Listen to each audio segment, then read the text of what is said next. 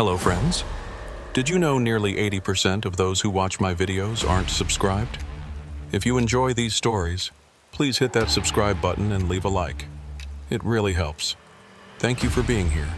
By the way, where are you watching from? Let me know in the comments. My name's Roy Hutchins, and I've been pulling 18-wheelers across these American highways for the better part of 22 years now.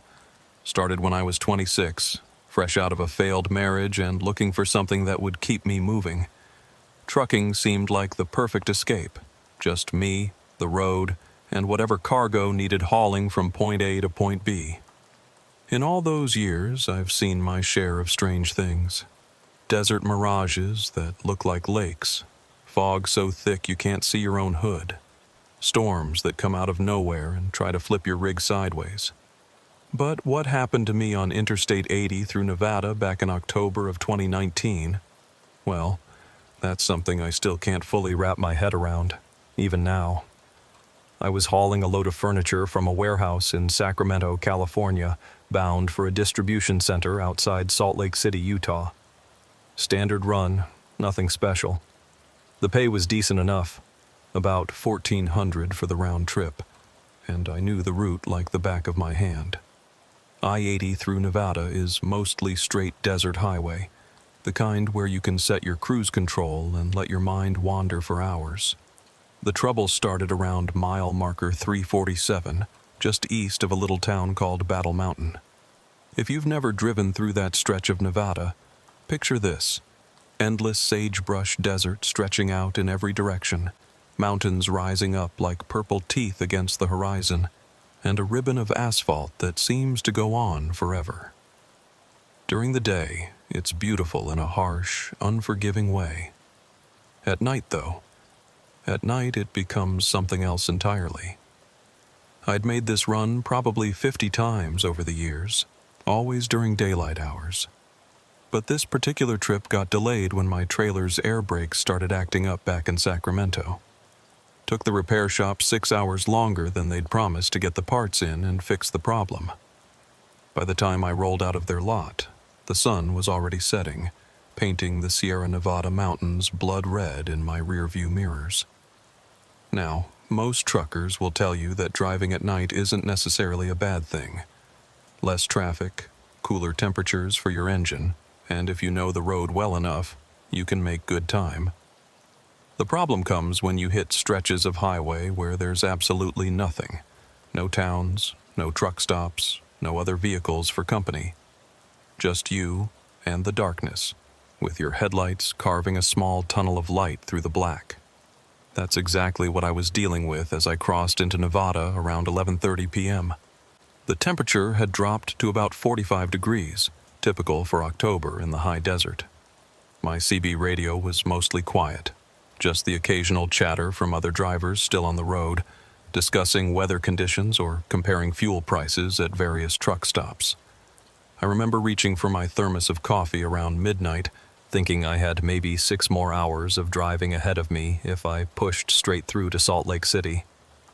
The caffeine was still working, and I felt alert enough to keep going. My rig, a 2016 Kenworth T6E80, was running smooth, all gauges showing normal readings. Everything seemed routine. That's when I first saw her. It was just past mile marker 350, right where the highway curves slightly to avoid a small hill covered in Joshua trees. My headlights swept across the desert as I took the curve. And there she was, a figure in white, standing maybe 30 yards off the shoulder of the road. At first, I thought it might be someone whose car had broken down. Maybe they were trying to flag down help. But as my truck got closer and my headlights illuminated the figure more clearly, I could see that wasn't the case at all. It was a woman, or at least it appeared to be. She was wearing what looked like a long white dress or gown that seemed to flow and move even though there wasn't any wind that I could feel. Her hair was long and dark, hanging down past her shoulders. But here's the thing that immediately struck me as wrong. She wasn't waving for help or showing any signs of distress. She was just standing there, perfectly still, facing the highway, facing me. I slowed down instinctively, not because I was planning to stop, but because something about the whole scene felt off. As my truck passed by her position, I got a clear look at her face through my side window. What I saw made my blood run cold. She was pale, not just regular pale, but an almost translucent white that seemed to glow faintly in the darkness. Her eyes were completely black, like looking into empty sockets, and she was smiling. Not a friendly smile, but something twisted and wrong that made every instinct in my body scream, "Get away from here!" But the most disturbing part was what happened as I passed by. She turned her head to follow my truck, that horrible smile never leaving her face, and then she started walking toward the highway. Not running, not stumbling, walking with a purpose, as if she intended to step right out in front of my rig. I punched the accelerator, pushing my speed up from 65 to 75 miles per hour. In my side mirror, I could see her white figure growing smaller, but she was still moving toward the road. My hands were shaking as I gripped the steering wheel tighter. What the hell was that? I muttered to myself, my voice sounding strange in the quiet cab of my truck. I tried to rationalize it. Maybe it was just someone playing a prank, dressed up in white clothes for some reason. Maybe it was a mannequin or a scarecrow that someone had set up as a joke. Desert people are known for their odd sense of humor sometimes. But even as I told myself these things, I knew they didn't explain what I'd seen. The way she'd moved, the way she'd tracked my truck with her gaze, that wasn't a mannequin. My CB radio crackled to life, startling me so badly I nearly swerved into the median. "Eastbound Kenworth at mile marker 350, came a gravelly voice through the static. "You see her too?" I grabbed my radio handset with one shaking hand. Come back on that. Who's asking?" "This is Dale, westbound about 5 miles ahead of you. Been driving this route for 15 years, and I see her every time I come through here after midnight. White dress, standing in the desert. You saw her, didn't you?" My mouth went dry. Yeah, I saw something. Who is she?" There was a long pause filled with static. When Dale's voice came back, it was quieter, more serious. "Nobody knows for sure. Story goes that back in the 80s, a woman's car broke down out here. She started walking for help, wearing her white wedding dress. They found her body 3 days later, about a mile from where you just passed. Died of exposure." "But that's just a story, right?" I asked, though I was pretty sure I already knew the answer. "Maybe, maybe not. All I know is she shows up on this stretch of road, always around mile marker 350, always after midnight. And driver, if I were you, I'd keep my speed up and my doors locked. Because sometimes she doesn't just watch trucks go by." "What do you mean?" Another pause. "Sometimes she tries to get in." The radio went silent except for the soft hiss of static. I tried calling back to Dale several times, but got no response. Either he'd switched channels or moved out of range. I looked at my speedometer and realized I was doing 85 miles per hour now, my foot having unconsciously pressed harder on the accelerator during the radio conversation. My knuckles were white from gripping the steering wheel so tight. "Get it together, Roy," I told myself. "It's just some local legend. People love making up ghost stories about lonely stretches of highway." But even as I said it, I couldn't shake the image of that woman's face, the black eyes, the unnatural pallor, that twisted smile. And I couldn't forget how she'd started walking toward the road as if she'd been waiting specifically for my truck to come along. I decided to focus on driving and put the whole incident behind me. I had a schedule to keep and bills to pay. Whatever I'd seen back there, it was behind me now. That's what I thought anyway.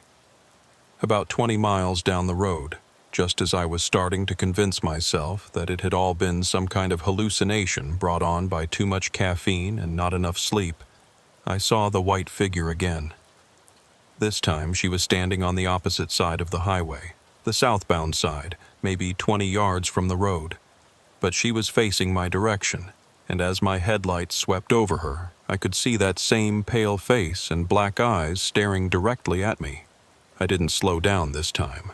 If anything, I pressed harder on the accelerator, pushing my truck up to nearly 90 miles per hour. Through my side mirror, I watched her grow smaller and disappear into the darkness behind me. But I'd only gone maybe 10 more miles when I saw her a third time. Now she was back on the northbound side, my side of the highway, and she was closer to the road, close enough that I could see the details of her white dress, the way her dark hair moved as if blown by an unfelt wind. Close enough to see that horrible smile spread across her pale features as my truck approached. This time, as I passed by, she didn't just turn to watch me. She took several deliberate steps toward the highway as if she were timing her movement to intercept my truck. I yanked the steering wheel to the left, swerving partially into the median to avoid what felt like an inevitable collision. My trailer fishtailed slightly before I regained control, but I managed to keep the rig upright and on the road. In my mirrors, I could see her standing at the very edge of the pavement now, still wearing that twisted smile, her black eyes reflecting the red glow of my taillights. My CB radio crackled again. "Eastbound Kenworth, this is Frank running westbound about 2 miles ahead of you. You okay back there? Looked like you swerved pretty hard." I grabbed the radio. "Frank, do you see anything unusual out there? Any people walking around in white clothes?" "Negative on that, driver. Just empty road as far as I can see. You having equipment problems?" "No, Never mind. Thanks for checking." Frank's truck passed me going the opposite direction about a minute later, his headlights briefly illuminating my cab as we crossed paths. I gave him a wave and tried to look like everything was normal, but everything wasn't normal, not even close. I'd now seen the same woman, or the same apparition, or whatever the hell she was, 3 times in the span of 40 miles. Each time she'd been closer to the road. Each time she'd seemed more focused on my truck specifically. And each time, that smile had gotten wider. I thought about Dale's words on the CB radio. Sometimes she tries to get in. The idea sent a chill down my spine. I reached over and made sure my passenger door was locked. Then I checked the door to my sleeper berth. Both secure. But as I continued driving east through the Nevada desert, one question kept echoing in my mind. If she wanted to get in my truck, why was she always appearing outside when I could see her? What if the whole point of showing herself on the roadside was to distract me from what she was really doing? I glanced in my rearview mirror at the curtain that separated my cab from the sleeper berth, and for just a moment, I could have sworn I saw it move. But that was impossible. There was no wind in the cab, no reason for the curtain to move at all. I forced myself to focus on the road ahead, but I couldn't shake the feeling that I was no longer alone in my truck. The sensation was subtle at first, just a vague awareness that something had changed. The air in the cab felt different somehow, colder despite the fact that my heater was running. And underneath the steady rumble of my diesel engine, I thought I could hear something else. Something that sounded almost like breathing. Mile marker 400 flashed by in my headlights. I still had over 300 miles to go before reaching Salt Lake City, and the sun wouldn't start rising for at least another 5 hours. It was going to be a very long night. As I drove deeper into the Nevada darkness, trying to convince myself that my imagination was just playing tricks on me, I had no idea that the real horror was only just beginning. Because the woman in white wasn't content to just watch me pass by anymore. She was done waiting on the roadside, and she was about to make her presence known in a way that would change everything I thought I knew about the lonely highways I'd been traveling for more than 2 decades. The next time I saw her, she wouldn't be standing in the desert at all. she'd be much, much closer than that. The breathing sound behind the curtain was getting stronger.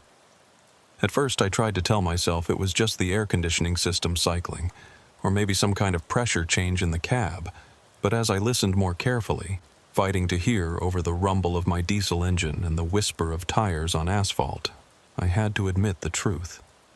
It sounded exactly like someone taking slow, deliberate breaths just a few feet behind my seat. My hands started sweating on the steering wheel. Every few seconds, I'd glance up at the rearview mirror, trying to see past the curtain that separated my driving area from the sleeper berth. But the angle was wrong, and the cab was too dark. I couldn't make out anything unusual. The smart thing would have been to pull over immediately and check the back. Get out, walk around to the rear access door of my sleeper compartment, and prove to myself that there was nothing there. But something deep in my gut told me that stopping would be the worst possible thing I could do right now. Instead, I reached for my CB radio and switched to channel 19, the standard trucker frequency. Break 19, this is Roy eastbound on I-80 around mile marker 410. Any drivers out there familiar with this stretch of road? Static filled the cab for several long seconds. Then a voice came through, older and gravelly, with the kind of accent you hear in truck stops across the Southwest. Roy, this is Vernon westbound, about 30 miles ahead of you. I know that stretch pretty well. What's your 20 and what's the problem? I hesitated, not sure how to explain what was happening without sounding completely insane. Vernon, you ever hear stories about this part of Nevada? About anyone seeing unusual things after midnight? There was a pause. When Vernon's voice came back, it was more serious. Roy, you talking about the white lady? The name sent a chill down my spine. Someone else mentioned her earlier. Woman in a white dress standing beside the road? That's her. Been haunting this highway for decades now. Where exactly did you see her? Mile marker 350, then again around 370 and 390. She's been getting closer to the road each time. Another pause, longer this time. Roy, listen to me very carefully. Do not stop your truck. Do not get out. Do not look in your mirrors more than you have to. Just keep driving east and get off this highway as soon as you can. Why? What aren't you telling me? Because seeing her 3 times in one night means she's locked onto you. And when the white lady locks onto a driver, she doesn't give up until she gets what she wants. My mouth went dry. What does she want? A ride. The CB went silent except for static. I tried calling back to Vernon several times, but got no response. Either he'd switched channels or moved out of range. Behind me, the breathing sound continued. Slow, steady, patient. I pressed harder on the accelerator, pushing my truck up to 85 miles per hour. The speed felt dangerous on this dark stretch of highway, but staying here felt even more dangerous. My CB crackled to life again, but this time it was a different voice, younger, with a slight southern accent. Eastbound Kenworth running about mile marker 415. This is Blake westbound. You copy? I grabbed the handset. Blake, this is Roy. I copy. Roy, I gotta ask you something, and I need you to answer me honestly. You been seeing a woman in white out there tonight? My blood ran cold. How did you know that? Because I've been trying to reach you on the radio for the past 10 miles. Started picking up your CB signal around mile marker 420, but every time I tried to break in, all I could hear was this voice, a woman's voice, whispering your name over and over. I stared at the radio handset in my trembling hand. That's impossible. My radio's been working fine. I was just talking to another driver named Vernon. Roy, I've been monitoring channel 19 for the past hour. There ain't been nobody named Vernon on this frequency. Matter of fact, you're the only eastbound truck I've seen or heard from in the past 50 miles. The cab suddenly felt 20 degrees colder. I looked at my heater controls. They were set to 75 degrees, same as they'd been all night. But frost was starting to form on the inside edges of my windshield. "Blake, I need you to stay on the radio with me. Something's not right here." "I'm trying to, Roy, but your signal keeps cutting in and out." "Sometimes it sounds like you're talking, but sometimes it sounds like someone else entirely. Someone whispering." The breathing behind the curtain stopped. In the sudden silence, I could hear something else. A soft rustling sound, like fabric moving against the walls of my sleeper berth. "Blake, are you still there?" Static. I tried switching to different channels, desperate to reach another driver, anyone who could confirm that what was happening to me was real, but every frequency was either dead silent or filled with white noise.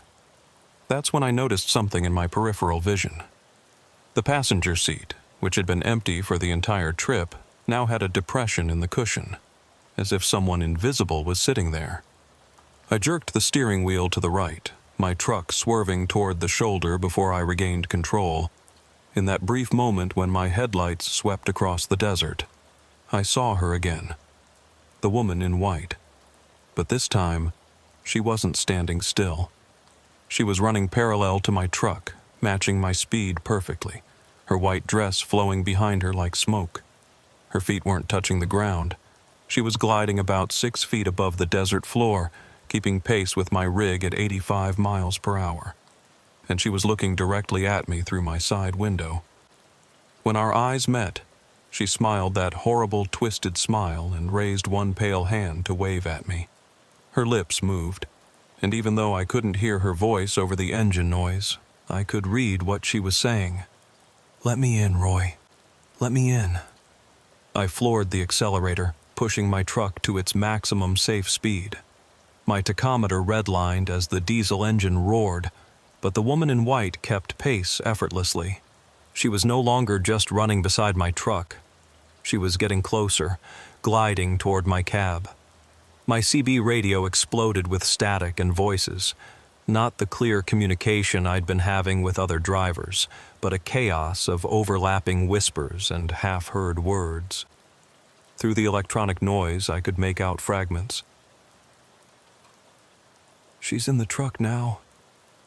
Been waiting so long. Never let him leave. Mile marker 350.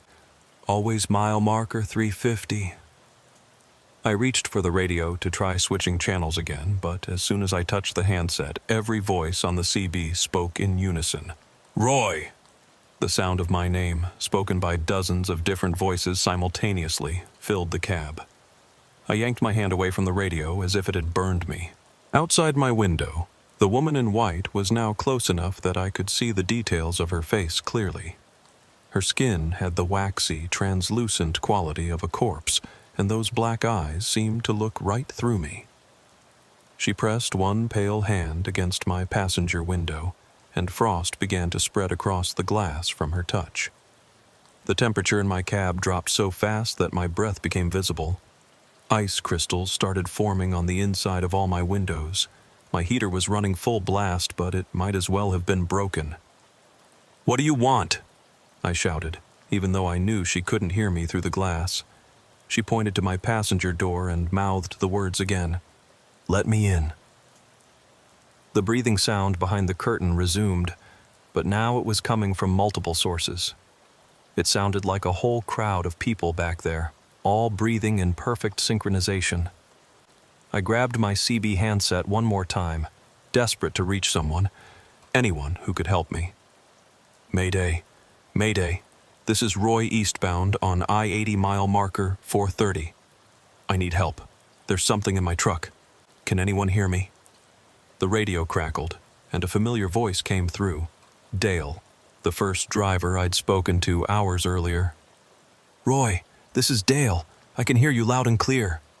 "Dale, thank God. I need you to call the police. There's something wrong with this stretch of highway. The woman in white, she's not just standing by the road anymore. She's following my truck." "Roy, listen to me carefully. How long have you been driving tonight?" The question seemed odd, but I answered anyway. "About 5 hours. I started around 11:30 p.m. Roy, it's 3:30 in the morning. But according to your GPS and mile markers, you should have crossed into Utah an hour ago. Where exactly do you think you are right now?" I looked at my GPS display, and my blood turned to ice. According to the screen, I was at mile marker 350, the exact same place where I'd first seen the woman in white hours ago. But that was impossible. I'd been driving east continuously for hours. I'd seen mile markers 370, 390, 410, 430. I had to be well into Utah by now. "Dale, my GPS is malfunctioning. I'm at mile marker 430, not 350. "Roy, look outside your cab. Really look. Tell me what you see." I glanced around at the landscape illuminated by my headlights. The same Joshua trees, the same rocky hill, the same curve in the highway. It was the exact same stretch of desert where I'd first encountered her. "That's impossible," I whispered. "Roy, you've been driving in circles for the past 4 hours. Every time you reach mile marker 355, the road loops back to mile marker 350. You never left. You never escaped." The woman outside my window heard Dale's words through the CB radio, and her smile grew wider. She tapped on the glass with one pale finger, leaving frost patterns in the shape of letters. LETMEIN. "Dale, how do I get out of here?" "I don't know, Roy. Nobody who's gotten trapped in the loop after seeing her 3 times has ever reported getting free." "What do you mean? What happened to them?" There was a long pause. When Dale's voice came back, it was barely above a whisper. "Roy, I need to tell you something. Something I should have mentioned when you first called in. My name is Dale Morrison. I've been driving this route for 15 years, just like I told you. But Roy, I died on this highway in 2004. My truck jackknifed during an ice storm right at mile marker 350. The CB radio filled with static, and through the electronic noise I could hear other voices, dozens of them, maybe hundreds. "This is Frank. Died mile marker 352. Brake failure, 1987. Vernon here. Heart attack mile marker 349, 1995. Blake, rollover accident mile marker 351, 2011. All the voices I'd been hearing on the radio, they were all dead truckers, trapped on the same stretch of highway where they'd lost their lives. And now I was trapped with them. The woman in white pressed both hands against my passenger window now, her black eyes boring into mine. The frost patterns on the glass spelled out a longer message. WELCOMEHOMEROY. Behind me, the curtain to my sleeper berth began to move. Not the gentle swaying I'd noticed before, but a deliberate pulling motion, as if someone was trying to part the fabric from the inside. And through the CB radio, all those dead voices began to chant in unison, "One of us, one of us, one of us." The woman outside my window pulled her hands away from the glass and pointed behind me toward the sleeper berth. Her message was clear. She wanted me to look back there. She wanted me to see what was waiting for me in the darkness behind the curtain. But I knew that if I turned around, if I saw whatever was back there, it would be over. The loop would be complete. I'd become just another voice on the CB radio, warning future drivers about the white lady of mile marker 350. My only hope was to keep driving and try to find some way to break the cycle before the sun rose. Because something told me that when dawn came, if I was still trapped in this loop, I wouldn't be leaving this stretch of highway alive. The breathing behind the curtain grew louder, more insistent, and in the distance ahead I could see the familiar Joshua trees that marked the beginning of the curve. The same curve I'd been driving around for the past 4 hours. Mile marker 350 was coming up again, and the woman in white was no longer content to stay outside my truck.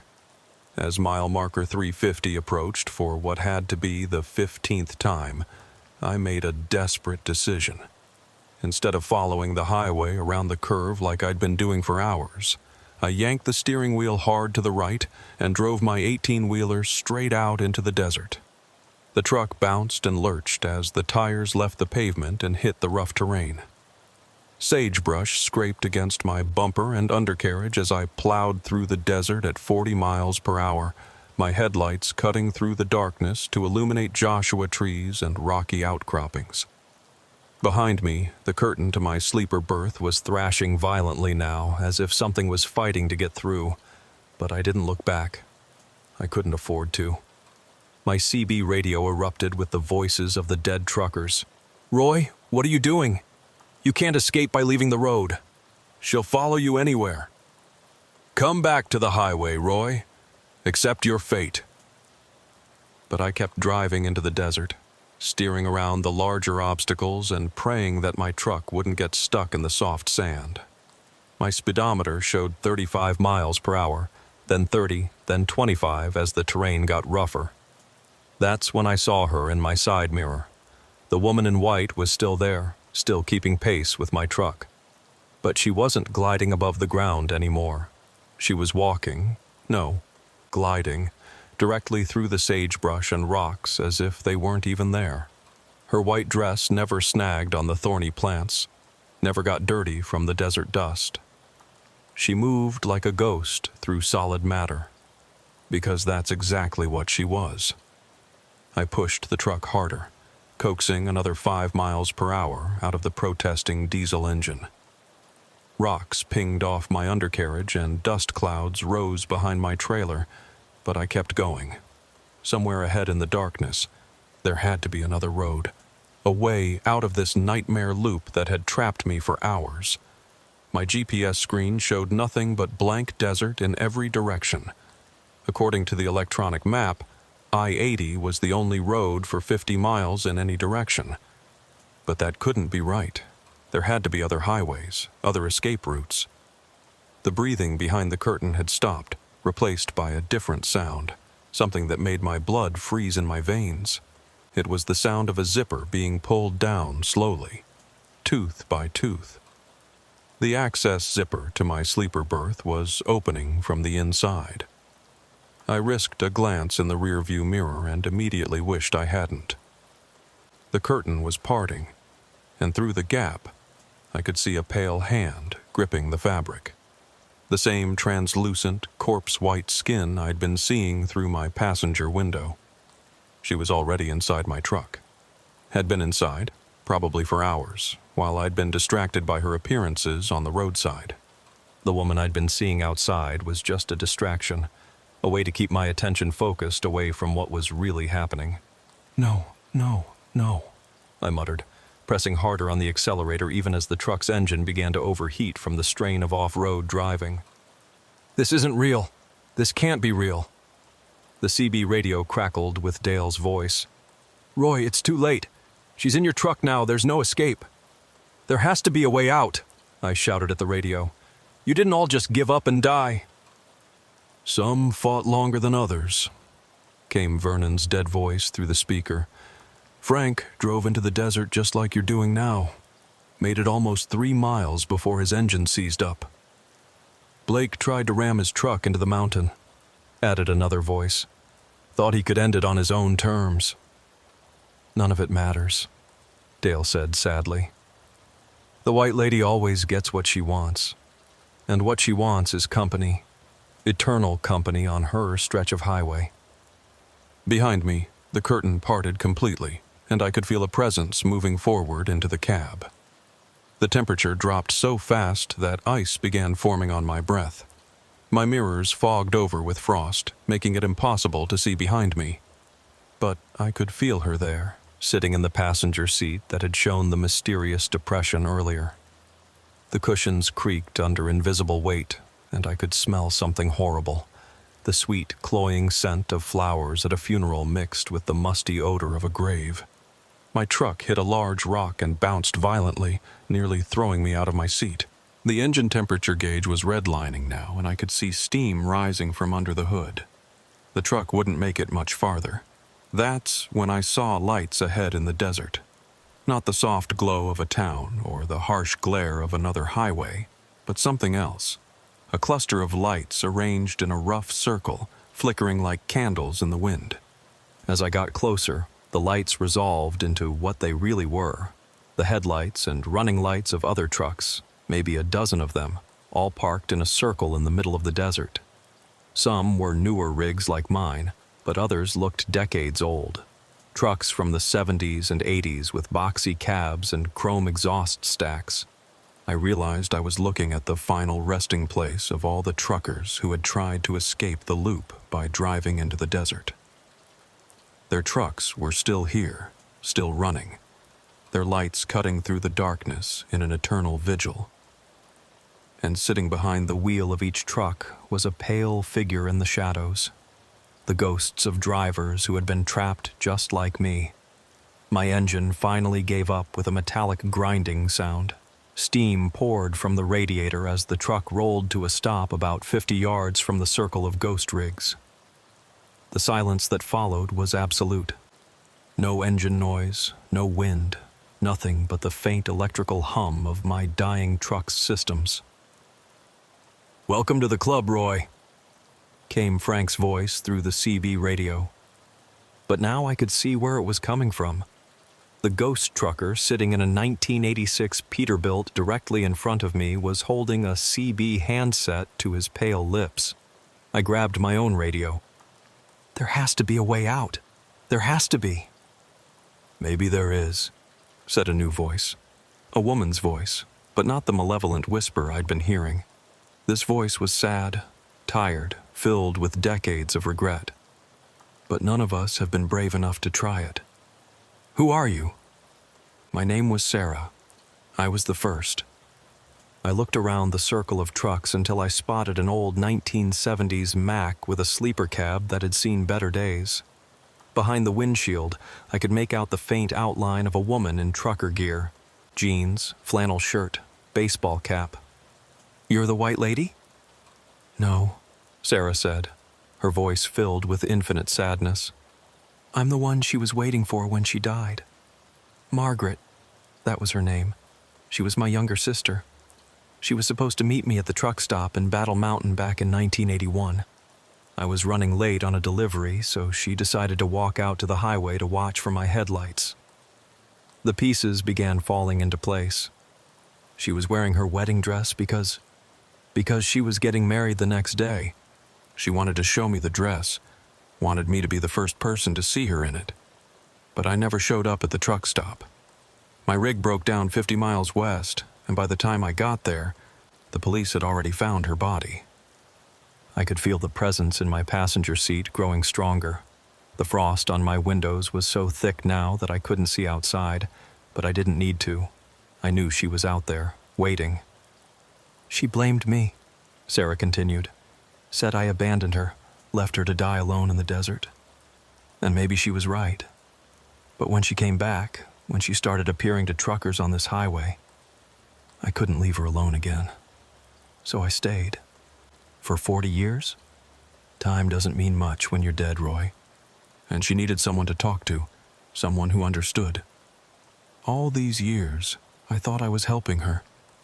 But I see now that I was just enabling her anger, her need for revenge against truckers like us. Through the CB radio, I could hear the other dead drivers murmuring their agreement. They'd all been trapped by their own guilt, their own need to somehow make amends for whatever they thought they'd done wrong. But I wasn't dead yet, and I wasn't ready to join their eternal truck stop in the desert. Sarah, you said there might be a way out. What did you mean? There was a long pause. The loop only exists because Margaret's anger keeps it alive. She's been feeding off the guilt and fear of every trucker who gets trapped here, growing stronger with each new death. But if someone could face her without fear, without guilt, maybe the loop could be broken. How? You'd have to let her in, Roy. Completely. Let her into your truck, into your mind. Face whatever she shows you without running, without trying to fight. And then you'd have to convince her to let go of her anger. The other truckers' voices filled the CB radio with protests. Don't listen to her, Roy. It's suicide. She'll kill you the moment you let her in. But Sarah's voice cut through the chaos. It's the only way, Roy. And it has to be someone who's still alive, someone who still has a choice. We're all trapped here by our own guilt. But you haven't given up yet. I looked around at the circle of ghost trucks, at the pale figures sitting behind their steering wheels, condemned to an eternity of regret and self-recrimination. Was that really better than taking a chance on Sarah's desperate plan? The frost on my windows was starting to clear, and I could see her again. Margaret, the white lady, standing just outside my driver's side door. She was no longer smiling. Instead, her pale face showed an expression of infinite sadness and longing.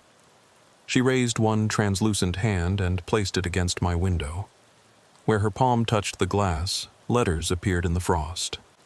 P-L-E-A-S-E. Not the demanding, "let me in," she'd been writing before, but a simple plea.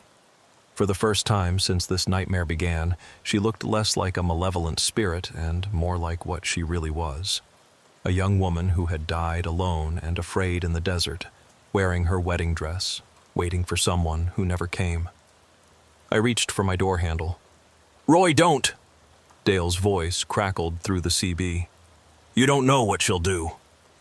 But I was tired of running, tired of being afraid. And most of all, I was tired of watching Margaret suffer, even if she was already dead.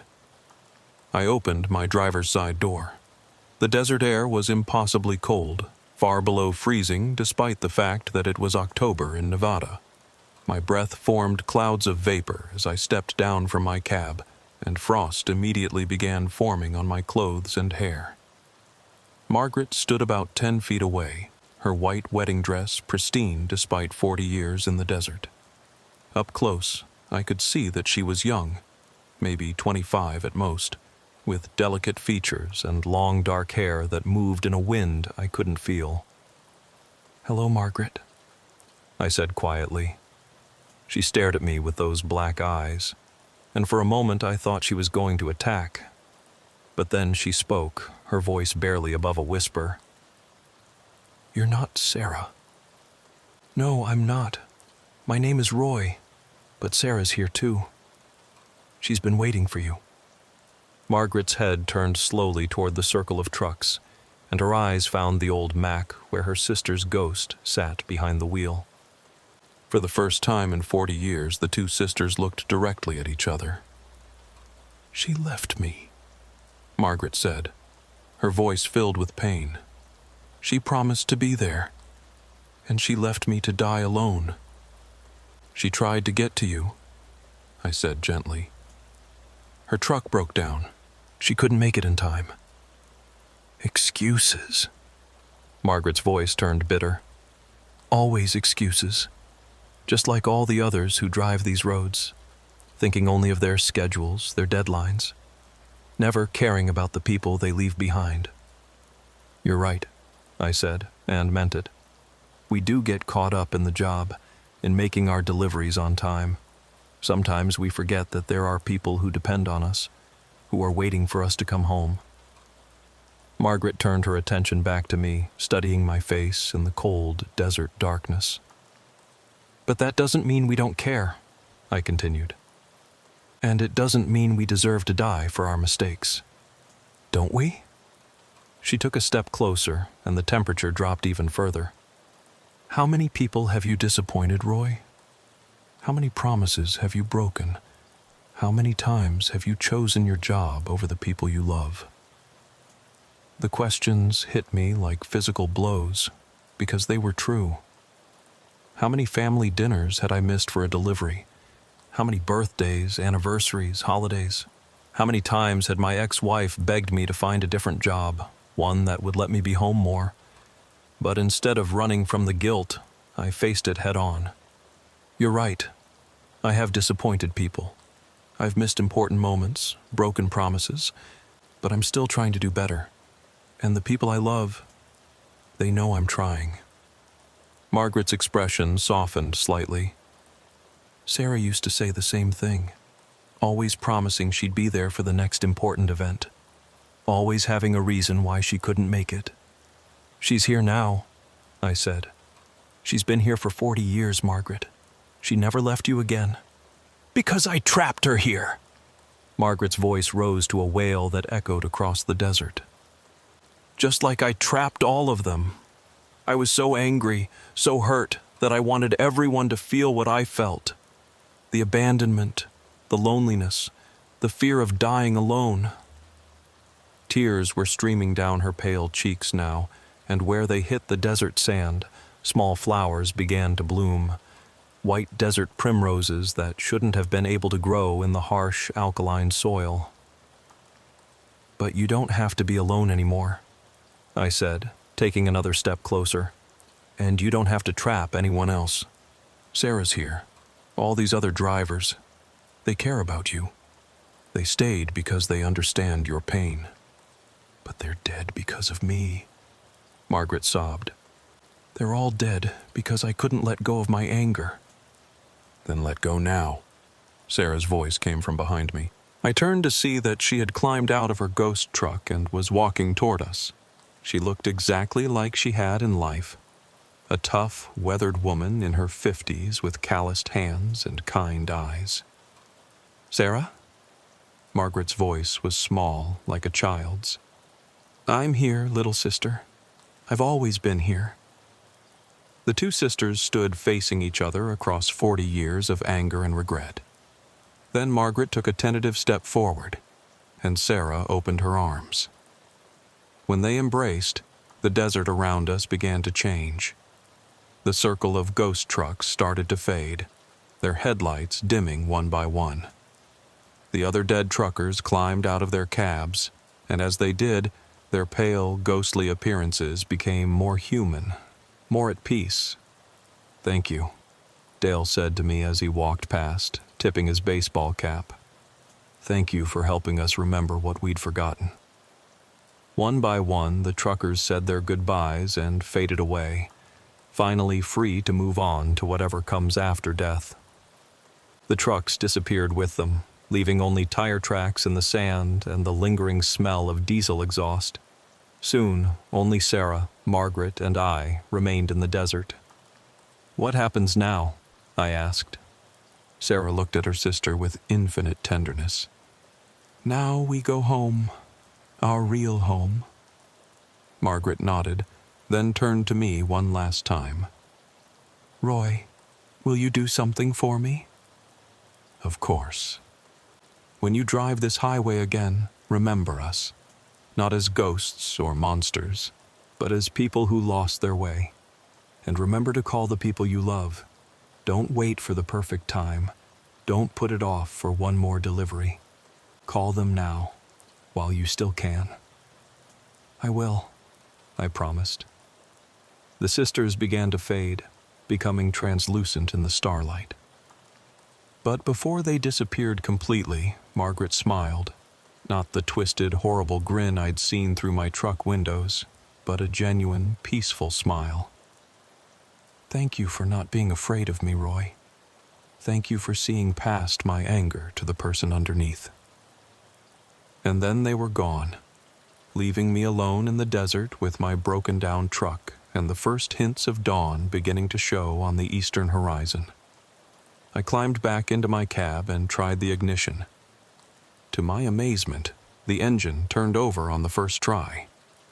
According to my GPS, I was exactly where I should be. Mile marker 352 on I-80, just outside the small town of Battle Mountain, Nevada. The loop was broken. As I drove toward the rising sun, I kept my promise to Margaret. I pulled out my cell phone and called my ex-wife, the first time we'd spoken in 6 months. "Roy?"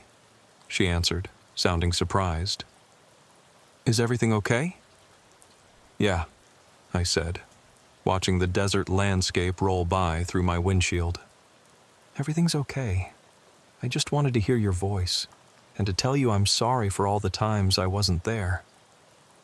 We talked for an hour as I drove through the morning light, really talked in a way we hadn't done in years. And when we finally said goodbye, she said something that made my heart ache. "Drive safe, Roy. Come home soon." I've made that run through Nevada dozens of times since then, always during daylight hours.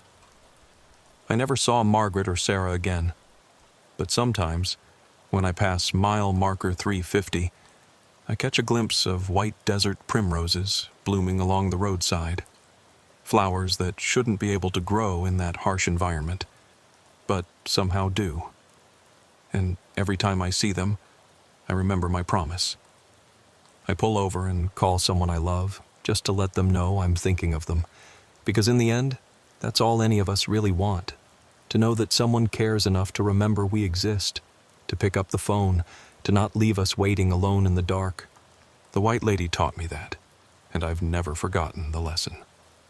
6 months later, I was driving that same stretch of I-80 through Nevada, hauling a load of electronics from Reno to Denver. It was mid-afternoon this time, the desert sun beating down mercilessly on my Kenworth's cab. I deliberately scheduled this run for daylight hours.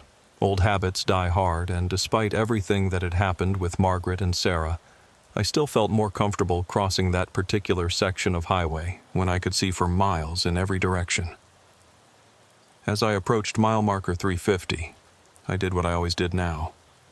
I pulled my rig over to the shoulder, put on my hazard lights, and climbed down from the cab with my cell phone in hand. The desert primroses were there, just like they'd been on every trip since that night. Clusters of white flowers growing impossibly in the alkaline soil, their petals bright and clean despite the dust and wind. I'd looked up desert primroses online afterward and learned they were indeed native to Nevada, but they typically only bloomed in the spring after heavy winter rains. These flowers bloomed year-round, in defiance of every natural law. But then again, there was nothing natural about this place. I selected my ex-wife Linda's number from my contacts and hit dial. She answered on the second ring. "Hey, Roy, right on schedule. Let me guess. Mile marker 350? "You know me too well," I said, smiling despite myself. These calls had become a regular thing between us over the past 6 months. Not romantic. That ship had sailed years ago, but something better. A friendship built on honesty and mutual respect. "How's the road treating you?" "Can't complain. Perfect weather, light traffic. Should be in Denver by tomorrow morning." We chatted for about 10 minutes about inconsequential things. Her job at the library, my thoughts about maybe settling down somewhere permanent when I had enough money saved up, the weird weather patterns we'd both been noticing lately. Normal conversation between two people who had learned to appreciate each other's company without the complications of a failed marriage getting in the way. "Roy," she said as we were wrapping up, "I'm proud of you. You know that?" "For what?" "For keeping your promise. For making these calls. I know it's not easy for someone like you to be, well, emotionally available. But you've really changed since that night you told me about." I looked out at the desert, at the impossible flowers blooming in the harsh landscape, and thought about Margaret and Sarah. Sometimes it takes a shock to wake us up to what's really important. Well, whatever happened out there, I'm glad it happened. Drive safe, okay? Always do. Talk to you next week. I ended the call and was about to climb back into my truck when I heard something that made me freeze. The distinctive rumble of a big rig engine approaching from the west. Nothing unusual about that. I-80 was a major trucking route, but this engine sounded different somehow. Older, like one of those classic rigs from the 70s or 80s. I turned toward the sound and saw a truck cresting the hill about a mile away. Even at that distance, I could tell it was an old Peterbilt, probably a 359 from the late 70s, judging by the long hood and the way the cab sat high above the chassis. It was painted in a faded blue and white color scheme that had seen better decades. As it got closer, I could make out more details. The chrome was pitted and dull, the paint was chipped and sun-faded, and there were rust spots around the wheel wells.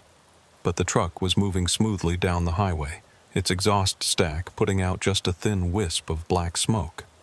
The weird part was that I couldn't see a driver behind the windshield. The afternoon sun was creating some glare, but I should have been able to make out at least a silhouette of someone sitting in the driver's seat. The Peterbilt slowed as it approached my location and pulled over onto the shoulder about 50 yards behind my truck. The engine idled for a moment, that distinctive Detroit diesel rumble that you don't hear much anymore, then shut off with a final shudder. I waited for someone to get out, but the driver's door remained closed. After about 30 seconds, I decided to walk back and see if whoever it was needed assistance.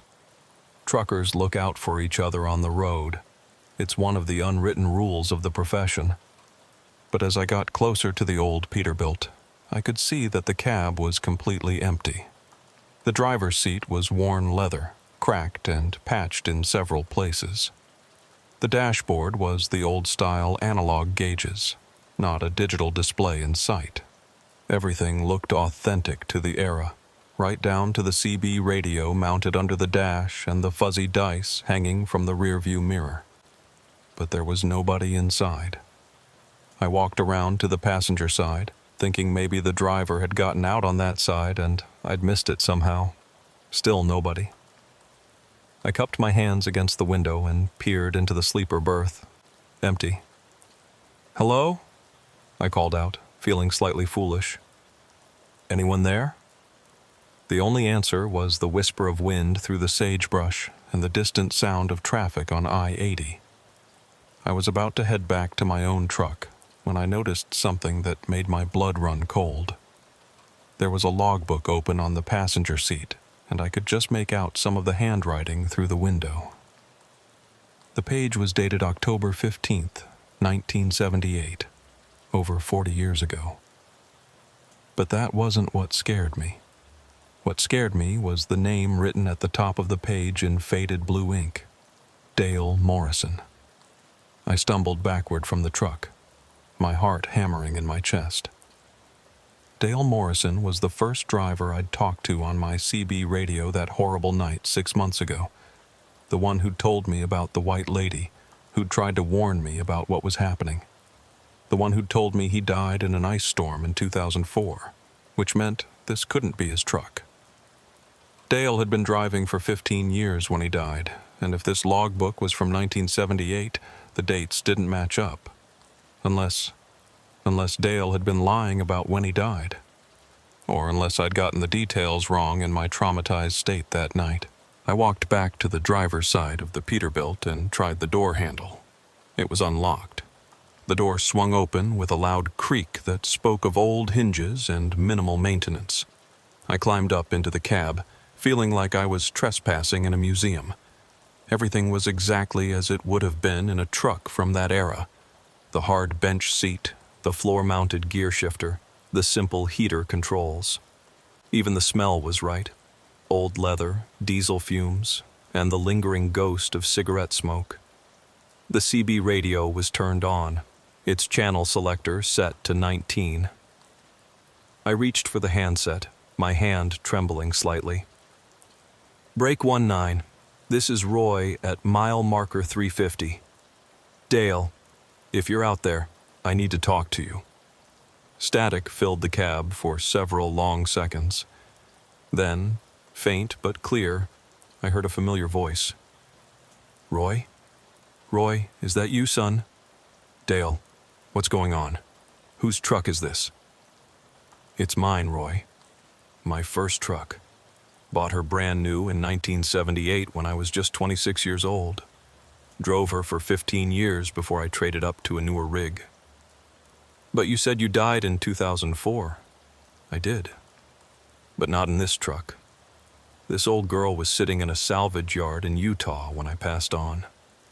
I guess when you helped Margaret and Sarah cross over, it freed up some of the energy that was keeping us trapped.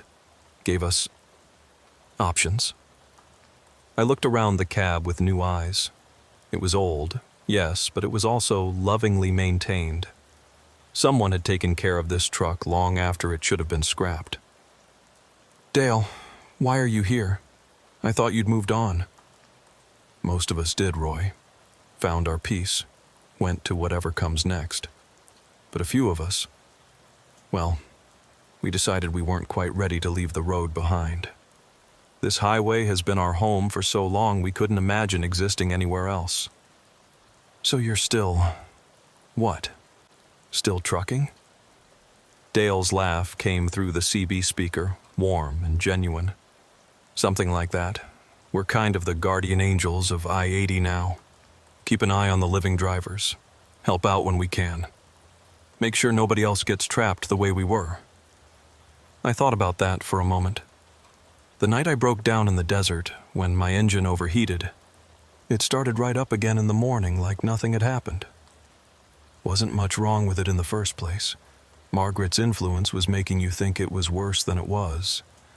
Once she let go of her anger, your truck was fine. And the other times I've driven this route since then, I've never had any problems, even when other drivers on the CB have been complaining about mechanical issues. We look after our friends, Roy. You did us a good turn that night. Helped us remember who we used to be before we got lost in all that anger and regret. Least we can do is make sure you get home safe. I sat in silence for a moment, absorbing what Dale was telling me. The idea that the ghosts of dead truckers were somehow watching over the living drivers on I-80 should have been terrifying. Instead, I found it oddly comforting. Dale, can I ask you something? Shoot. That night when I broke the loop, did I really see Margaret and Sarah cross over? Or did I just imagine it? Oh, you saw it all right. They're at peace now, Roy. Really and truly at peace. Margaret's anger finally burned itself out, and Sarah was able to let go of her guilt. Last we saw of them, they were walking into a light that looked like the sunrise, holding hands and laughing like they used to when they were kids. I felt a weight lift from my shoulders that I hadn't even realized I'd been carrying. For 6 months, I'd wondered if that whole experience had been some kind of hallucination brought on by exhaustion and stress. Knowing that it had been real, that I'd actually helped 2 lost souls find peace, made all the terror of that night worthwhile. Roy, I need to ask you a favor, Dale said. Anything. There's going to be a young driver coming through here tonight. First-time trucker, just got his CDL last month. He's running scared, pushing too hard, not getting enough sleep. Kind of reminds me of myself when I was starting out. What do you want me to do? Stick around for a few more hours. When he comes by, you'll know him when you see him. He's driving a beat-up old International with Oklahoma plates. Get on the CB and talk to him. Let him know he's not alone out here. Sometimes that's all it takes to keep someone from making a fatal mistake. I looked at my watch. I'd been planning to push through to Denver tonight, but my delivery wasn't scheduled until tomorrow afternoon. I had plenty of time to spare. I'll wait, I said. But Dale, how do you know about this driver? We see things differently now, Roy. Time isn't as linear as it used to be. We can see the patterns, the choices that lead to tragedy. Most of the time, we can't interfere directly, but sometimes we can nudge things in the right direction. By getting someone like me to help. Exactly. The living can reach the living in ways we can't anymore. I climbed down from Dale's truck and walked back to my own rig. As I passed the Peterbilt, I heard the engine start up with that distinctive Detroit diesel rumble. I turned around to wave goodbye, but the truck was already pulling back onto the highway, accelerating smoothly up the grade toward Battle Mountain. I watched until it disappeared over the hill, then settled into my own cab to wait. I pulled out a paperback novel I'd been working on, an old Louis L'Amour Western, and tried to read. But my attention kept drifting to the CB radio, waiting for the voice of a scared young trucker who didn't know he was about to get some help from beyond the grave. The sun was setting behind the mountains when I finally heard him. Break 19, this is Billy eastbound on I-80. Anyone out there? The voice was young, uncertain, with a slight Oklahoma accent. I grabbed my CB handset. Billy, this is Roy at mile marker 350. I copy you loud and clear. What's your 20? Roy, thank God. I'm about 15 miles west of you, I think. Listen, I'm having some trouble staying awake here. Been driving for, hell, I don't even know how many hours. Lost track. Billy, when's the last time you got some real sleep? Real sleep? Maybe 2 days ago. I've been grabbing cat naps at truck stops, but I'm trying to make good time on this run. It's my first long haul, and I don't want to screw it up. I thought about what Dale had said, about seeing the patterns that lead to tragedy. Billy, listen to me very carefully. Your first priority isn't making good time. It's getting home alive. You need to pull over at the next safe spot and get some rest. But Roy, I've got a delivery schedule to meet. If I'm late on my first run... Son, I've been driving for over 20 years, and I can tell you right now that no delivery is worth your life. Companies would rather have their freight arrive late than not at all. Pull over, get some sleep, and finish your run when you're alert enough to do it safely. There was a long pause. I don't know, Roy. I'm scared if I stop, I won't be able to get started again. You know what I mean? Like I'll lose my nerve. I did know what he meant. I remembered those early days, the constant fear of failure, the pressure to prove myself in a profession that didn't suffer fools or weaklings. Billy, let me tell you something. The best drivers I know, the ones who've been doing this for decades, they're the ones who learned early on to trust their instincts. And right now, your instincts are telling you that you're too tired to drive safely. Listen to them. You really think I should stop? I know you should. Look, there's a truck stop about 20 miles ahead of you in Battle Mountain. Good food, clean showers, safe place to park. Get yourself a hot meal, take a shower, and sleep for at least 6 hours. Your freight will still be there when you wake up, and you'll be in much better shape to deliver it safely. Another pause. Okay, Roy. Okay. You're right. I can see the lights of the truck stop now. I'm going to pull off. Good man. Billy, one more thing. What company are you driving for? Western Express out of Nashville. I know some dispatchers there. If you have any trouble with them giving you grief about the delay, you give them my name. Roy Hutchins. Tell them I said you were following DOT safety regulations by taking mandatory rest when you were too fatigued to drive safely. Roy, Thank you. I was about ready to drive off the road back there. I mean literally. I was seeing things, you know? Weird stuff. A chill ran down my spine. What kind of weird stuff? Lights in the desert where there shouldn't be any lights. And once I swear I saw a woman in a white dress standing beside the road. But when I looked again, she was gone. I gripped the CB handset tighter. Billy, get to that truck stop right now. Don't stop for anything. And once you're there, don't leave until you've had at least 6 hours of sleep. Promise me. I promise, Roy. Thanks again. You probably saved my life tonight. Just pass it on, Billy. When you've been driving long enough to help the next scared rookie, remember this conversation. I will. Billy out. The CB went silent, and I sat back in my seat, feeling a deep sense of satisfaction. In the gathering darkness, I could see the glow of the Battle Mountain truck stop in the distance, a beacon of safety for tired drivers. My own CB crackled one more time. Nice work, Roy. It was Dale's voice, faint but clear. Think he'll be okay? He'll be fine. Got a good long career ahead of him, that boy does. And Roy, thanks. From all of us.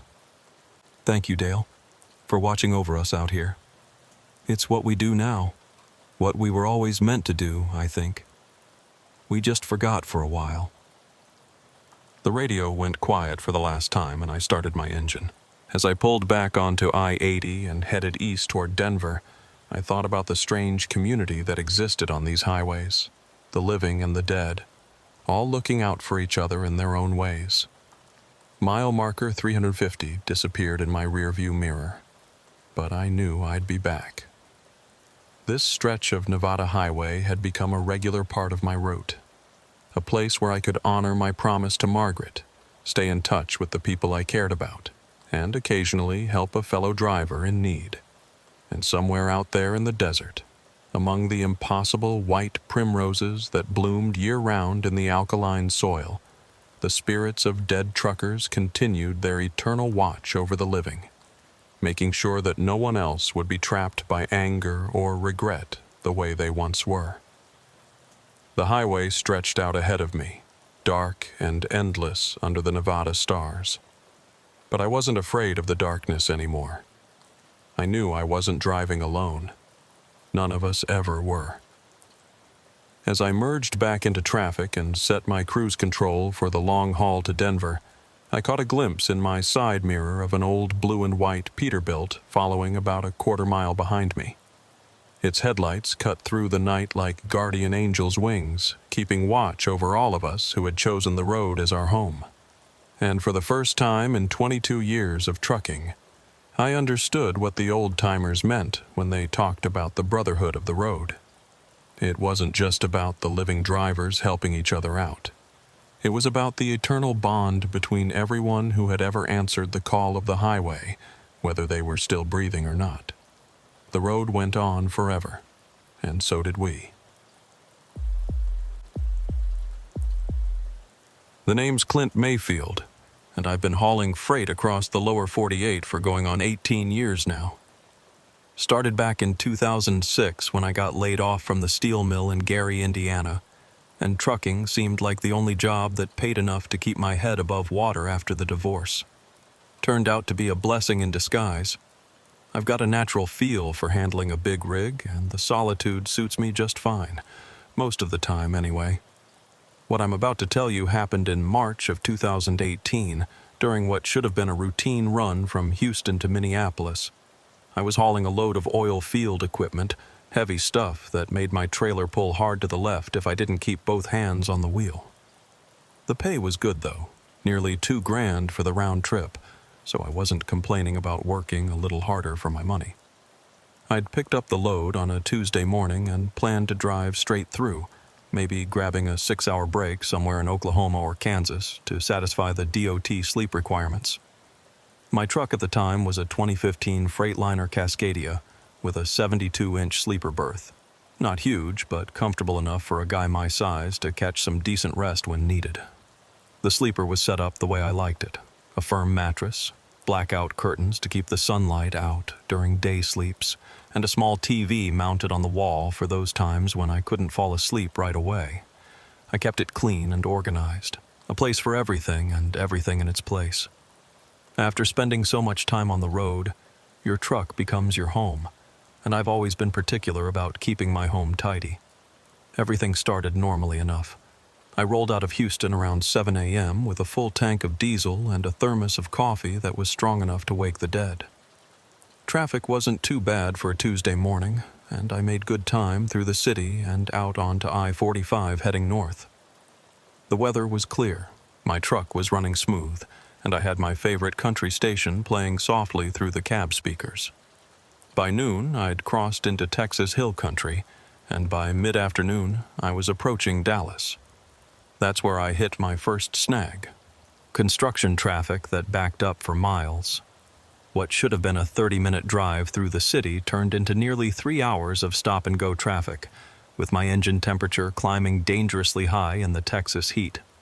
By the time I finally cleared Dallas and got back up to highway speeds, the sun was setting, and I was already 2 hours behind my planned schedule. I could have stopped for the night and started fresh in the morning, but like I said, the pay on this load was too good to risk being late. So I pushed on into the gathering darkness, figuring I'd drive through the night and grab my mandatory break somewhere in Kansas the next morning. That decision probably saved my life, though I didn't know it at the time. I was about an hour north of Dallas, cruising through some empty farmland on I-35, when I first noticed something was off. It was subtle at first, just a feeling that something had changed in my cab, though I couldn't put my finger on what it was. The radio was still playing the same country station. My gauges all showed normal readings. The air conditioning was working fine, keeping the cab at a comfortable 72 degrees despite the warm Texas evening. But something felt different. I tried to shake it off, figuring I was just tired from the long day and the stress of sitting in Dallas traffic for 3 hours. But the feeling persisted as I drove north through Texas, getting stronger rather than weaker as the miles rolled by. It wasn't until I was approaching the Oklahoma border that I realized what was bothering me. The air in the cab felt thicker somehow, like the atmosphere had changed, become more dense. I found myself taking slightly deeper breaths, as if there wasn't quite enough oxygen in the air. I checked my air conditioning system, thinking maybe something was wrong with the circulation, but everything seemed to be working normally. Cool air was flowing from the vents, and when I cracked my driver's side window, the fresh night air that came in felt perfectly normal. It was only the air inside my cab that felt strange. Around 10 p.m., I crossed into Oklahoma and decided to fuel up at a truck stop in Ardmore. I pulled into the diesel island, killed the engine, and climbed down from the cab. The moment I stepped outside, I felt like I could breathe properly again. The night air was crisp and clean, with just a hint of the approaching spring. But when I climbed back into the cab after fueling up and paying for my diesel, that thick, oppressive feeling returned immediately. It was like stepping into a room where too many people had been breathing the same air for too long. I sat in the driver's seat for a moment, trying to figure out what could be causing the problem. Carbon monoxide leak? No, that would make me dizzy and nauseous, not just feel like the air was thick. Problem with the cabin air filter? Maybe, but I'd had it changed less than a month ago. Finally, I decided I was just being paranoid. Long-haul trucking can play tricks on your mind, especially when you're driving alone for hours at a time. Your imagination starts working overtime, finding problems where none exist.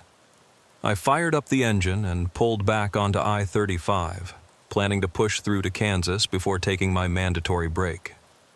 The radio was playing an old Garth Brooks song, and I turned it up a little louder to keep myself alert.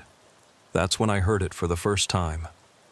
It was so faint at first that I thought it was just part of the song, maybe some subtle background vocals or instrumentation that I'd never noticed before. But when the song ended and the DJ started talking, the sound was still there. Breathing. Not my own breathing. I was conscious of that, monitoring it because of the strange, thick feeling in the air. This was different. Slower, deeper, more deliberate than my own rhythm. I turned down the radio and listened carefully. There it was, clear as day, the sound of someone taking slow, steady breaths somewhere behind me in the cab. I glanced in my rearview mirror, even though I knew I was alone in the truck. The sleeper berth curtain was drawn, just like always, blocking my view of the back area. But I could hear the breathing coming from that direction, soft but unmistakably present. My first thought was that somehow someone had gotten into my truck while I was fueling up in Ardmore. Maybe a homeless person looking for a warm place to sleep, or even a thief planning to rob me once I stopped for the night. It sounds crazy, but stranger things have happened on the road. I pulled over at the next exit and parked under a streetlight in front of a closed gas station. My heart was pounding as I grabbed a flashlight from my glove box and prepared to check the sleeper berth. The breathing sound had stopped the moment I pulled over. I climbed into the back of the cab and pulled aside the curtain, shining my flashlight into every corner of the sleeper compartment. Nothing. No one hiding behind the small dresser, no one crammed into the tiny closet space, no one anywhere in the back of my truck. I even got out and checked the exterior access door to the sleeper berth. Still locked tight, no signs of tampering. But as soon as I got back behind the wheel and started driving again, the breathing resumed. This time, I was ready for it. I counted the intervals, 1 breath every 4 seconds, like clockwork. Definitely not my imagination. There was something in my cab, something I couldn't see but could clearly hear. I tried to rationalize it. Maybe it was some kind of mechanical sound, air brakes, cycling, or a problem with my air conditioning system that just happened to sound like breathing. Trucks are complex machines with hundreds of moving parts, and sometimes they make strange noises that can fool you into thinking you're hearing something else. But deep down, I knew this wasn't mechanical. This was organic, deliberate. Someone or something was breathing in my sleeper berth, matching the rhythm of a living creature at rest. I grabbed my CB radio and switched to channel 19. Break 19, this is Clint northbound on I-35 around mile marker 45. Any drivers out there? A voice crackled back immediately, an older man with a gravelly voice and a slight Texas accent. Clint, this is Wade westbound about 20 miles ahead of you. What's your 20 and how can I help? Wade, this might sound crazy, but I keep hearing breathing sounds in my cab, like someone's in my sleeper berth, but I've checked back there twice and there's nobody there. There was a pause. Clint, how long you been driving today? About 15 hours, but I'm not hallucinating. I know what I'm hearing. Brother, I've been pulling freight for 30 years, and I can tell you that fatigue can play some serious tricks on your mind. When's the last time you got some real sleep? Yesterday. Look, Wade, I know how this sounds, but I'm wide awake and alert. There's something in my truck. Another pause, longer this time. Clint, where exactly did you fuel up last? Ardmore, maybe an hour ago. Why? Which truck stop? I told him the name of the truck stop, and I heard Wade suck in a sharp breath. Clint, you need to get off the road right now. Find the nearest safe place to park and get out of your truck. What? Why? Because that truck stop, let's just say it's got a reputation among drivers. Things happen there that don't happen other places. Bad things. My blood ran cold. What kind of things? Look, I don't want to spook you more than you already are, but there have been incidents.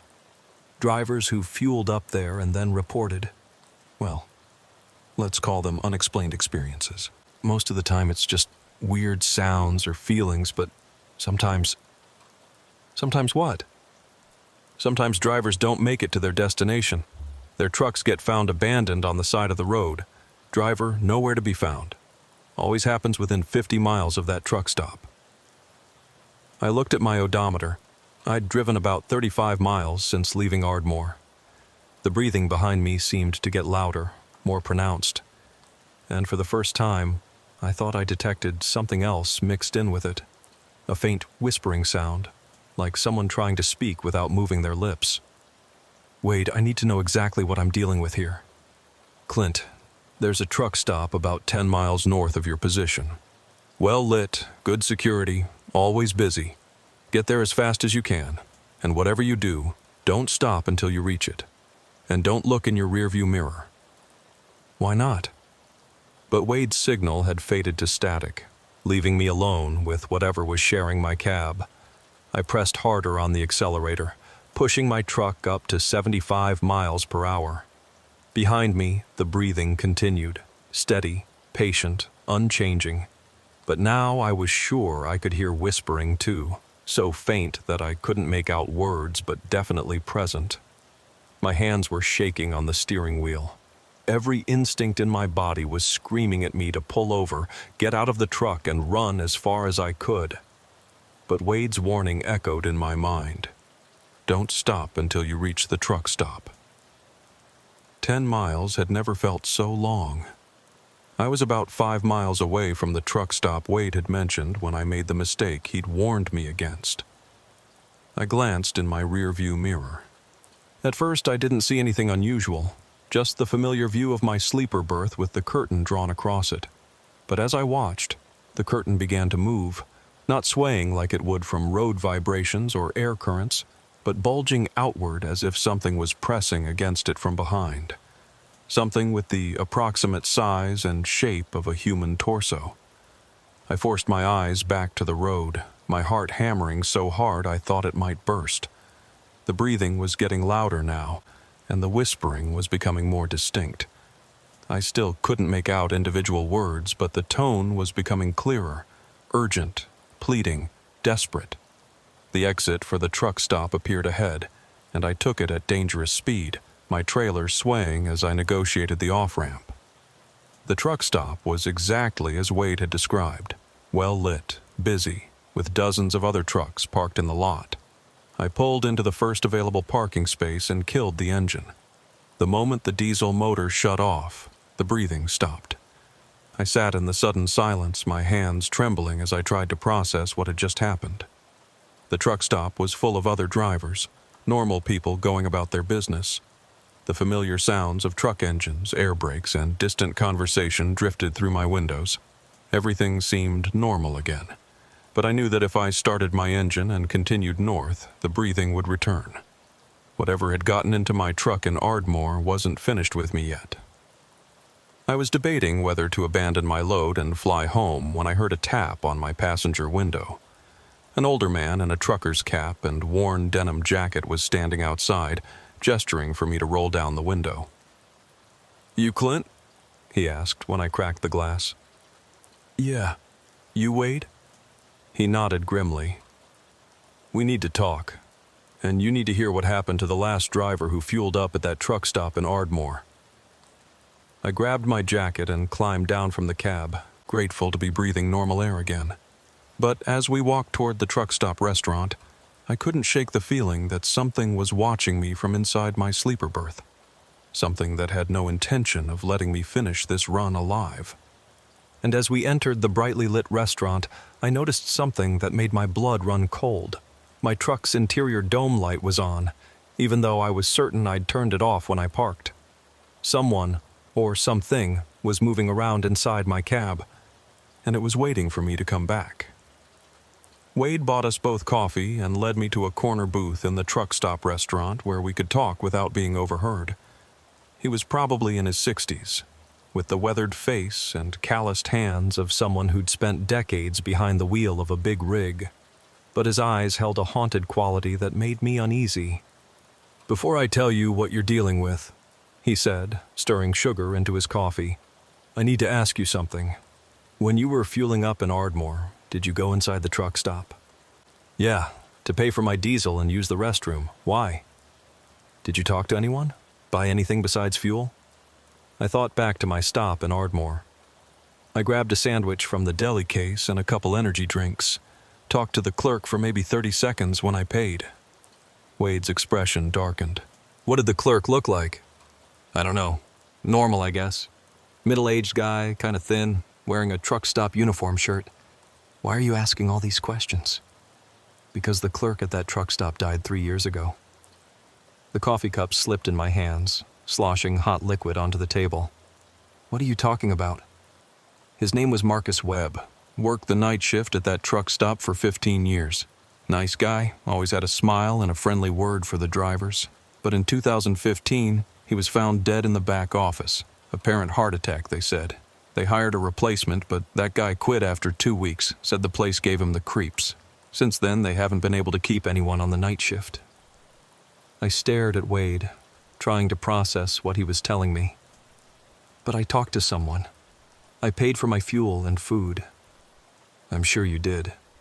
The question is, who did you really talk to?" A chill ran down my spine. The clerk I'd interacted with had seemed perfectly normal, polite, professional, maybe a little quiet. But now that I thought about it, there had been something odd about him. His skin had been unusually pale, and his movements had seemed sluggish somehow, like he was operating at half speed. "Wade, what exactly happened to the other drivers you mentioned?" Wade took a long sip of his coffee before answering. "The first incident I know about happened about 6 months after Marcus died. Driver named Lance picked up fuel there around 11 p.m., said he talked to a clerk who looked just like you described. Started his truck to leave and immediately began hearing strange sounds in his cab. Breathing, whispering, sounds like someone moving around in his sleeper berth. Just like what's happening to me. Exactly like what's happening to you. Lance made it about 40 miles before his truck was found jackknifed on the side of I-35. No skid marks, No signs of mechanical failure. Truck just veered off the road and flipped. They never found Lance's body. My hands were shaking now. How many others? 4 more that I know of for certain. Maybe twice that many if you count the drivers who just disappeared without their trucks being found. All of them fueled up at that truck stop. All of them reported the same strange experiences you're having now. But some drivers must have fueled up there and been fine, right? I mean, it's a busy truck stop. During the day, sure. Hundreds of drivers fuel up there every week with no problems. But after 10 p.m., when the night shift starts, that's when things get dangerous. That's when Marcus shows up. I looked out the restaurant window at my truck, still parked under the bright lights. The interior dome light was no longer on, but that somehow made me feel worse rather than better. Whatever was in there was learning to be more subtle. Wade, why are you telling me all this? How do you know so much about what happened? His face went pale and he stared down into his coffee cup. Because I was supposed to be the first victim. What do you mean? 3 years ago, I was running a load from Houston to Kansas City. Same route you're on now. My usual fuel stop was closed for repairs, so I detoured to that truck stop in Ardmore. It was about 11:30 p.m. when I pulled in. Wade paused, lost in the memory. Marcus was behind the counter, same as always. We chatted while I paid for my fuel, talked about the weather, the road conditions, normal truck stop conversation, but something felt off about him that night. He seemed distant, like he was there but not really there, if you know what I mean. Did you notice anything else unusual? His hands were ice cold when he gave me my change, and he kept staring at me with this strange look in his eyes, like he was trying to tell me something but couldn't find the words. When I left, he called out to me. What did he say? He said, "Drive safe, Wade, and don't look back." Wade took another sip of coffee, his hands trembling slightly. I made it about 20 miles before I started hearing the breathing in my sleeper berth, same as what you're experiencing now. But I was lucky.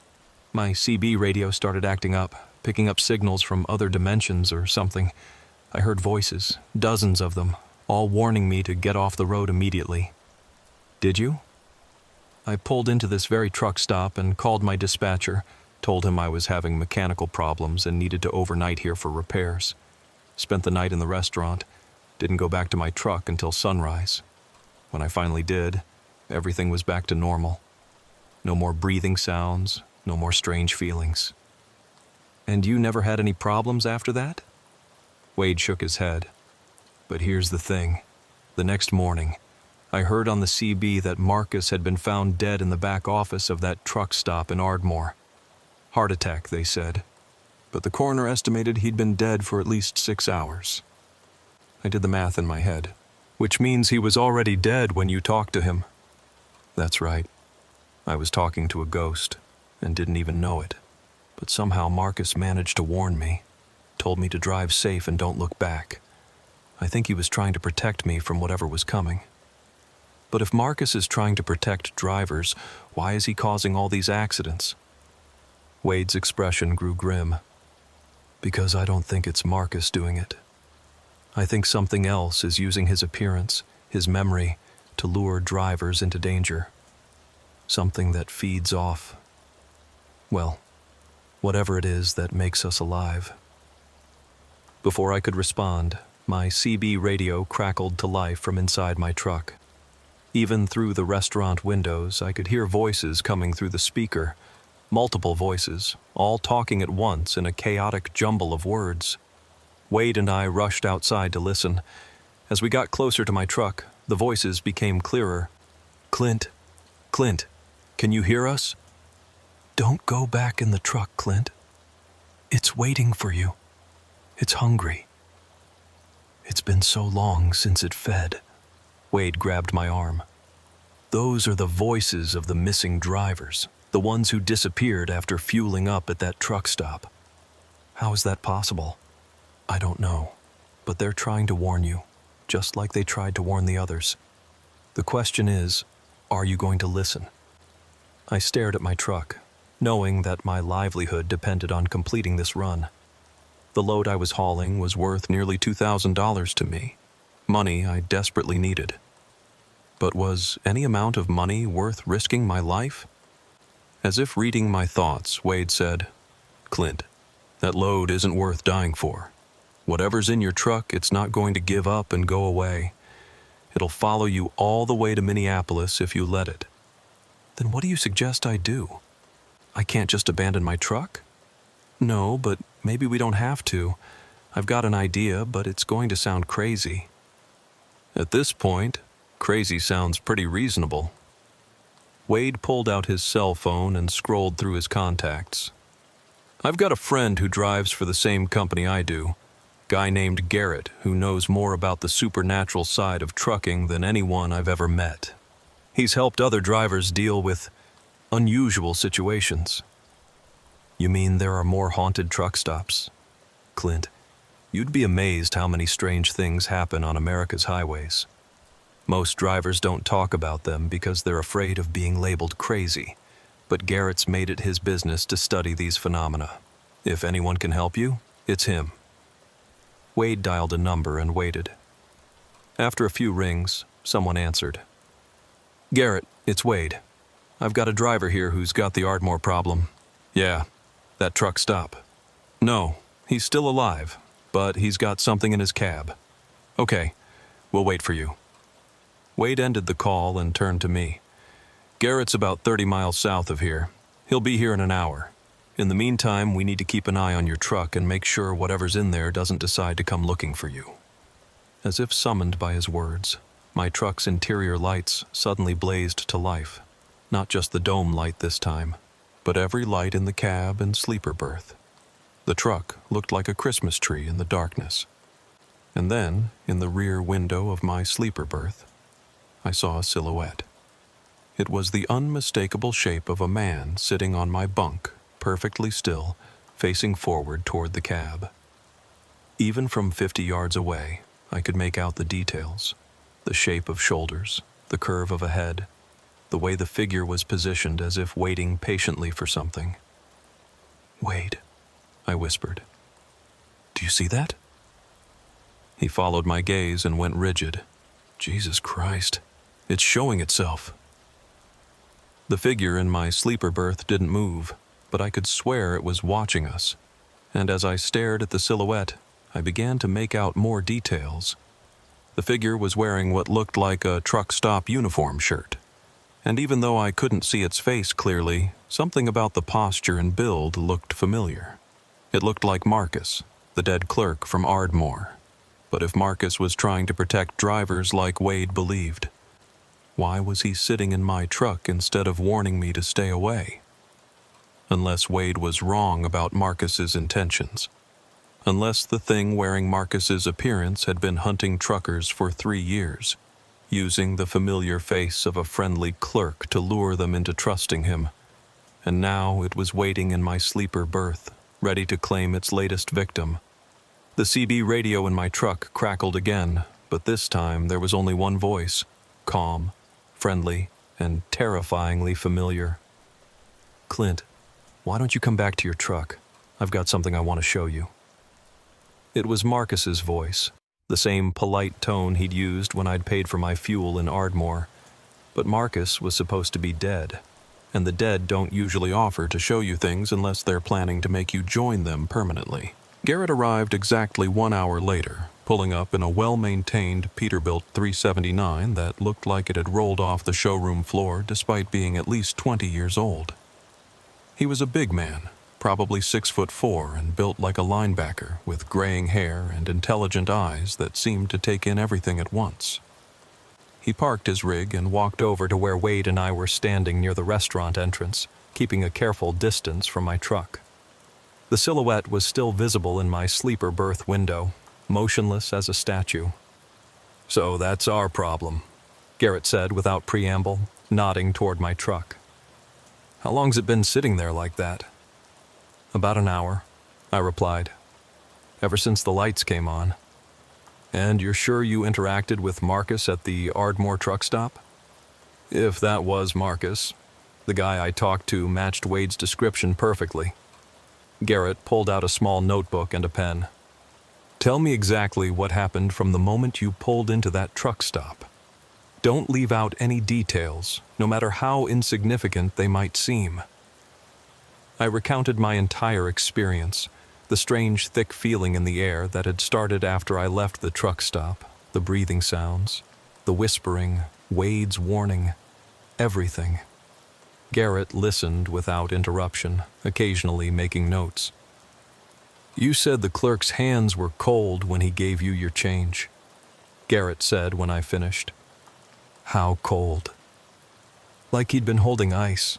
I remember thinking it was weird because it was a warm night. And his movements seemed sluggish?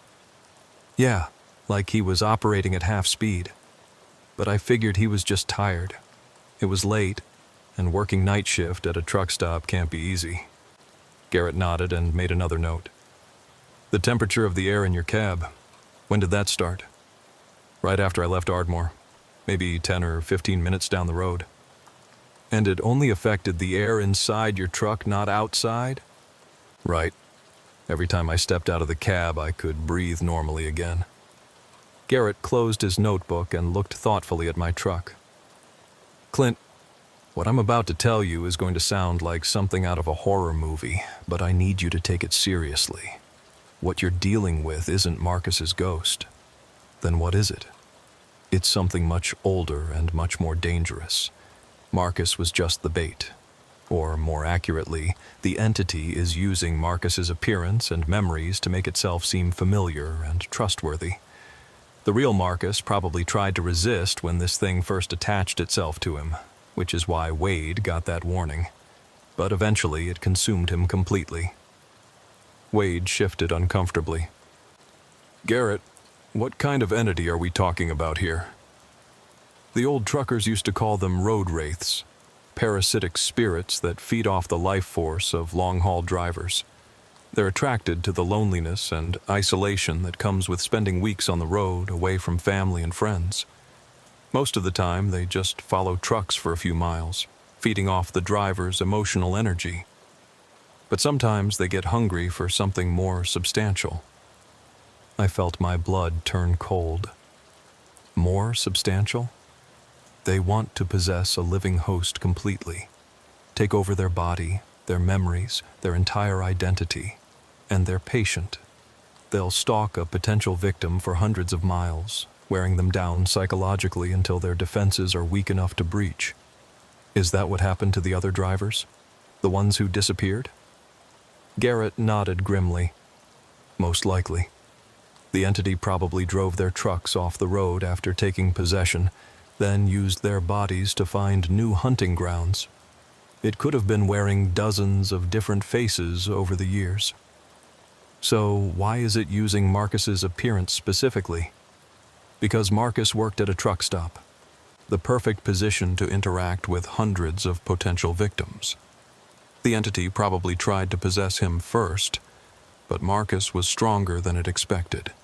He managed to resist long enough to die naturally, which left the entity stuck with his appearance but without a physical form.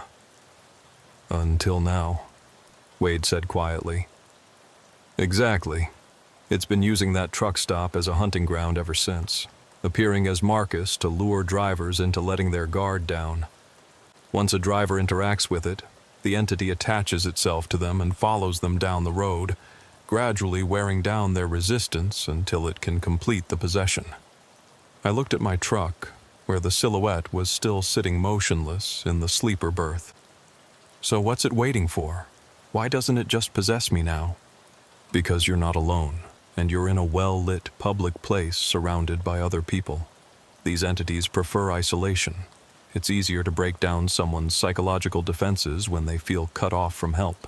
It's probably hoping you'll eventually have to get back in your truck and drive somewhere more remote. Well, that's not happening, I said firmly.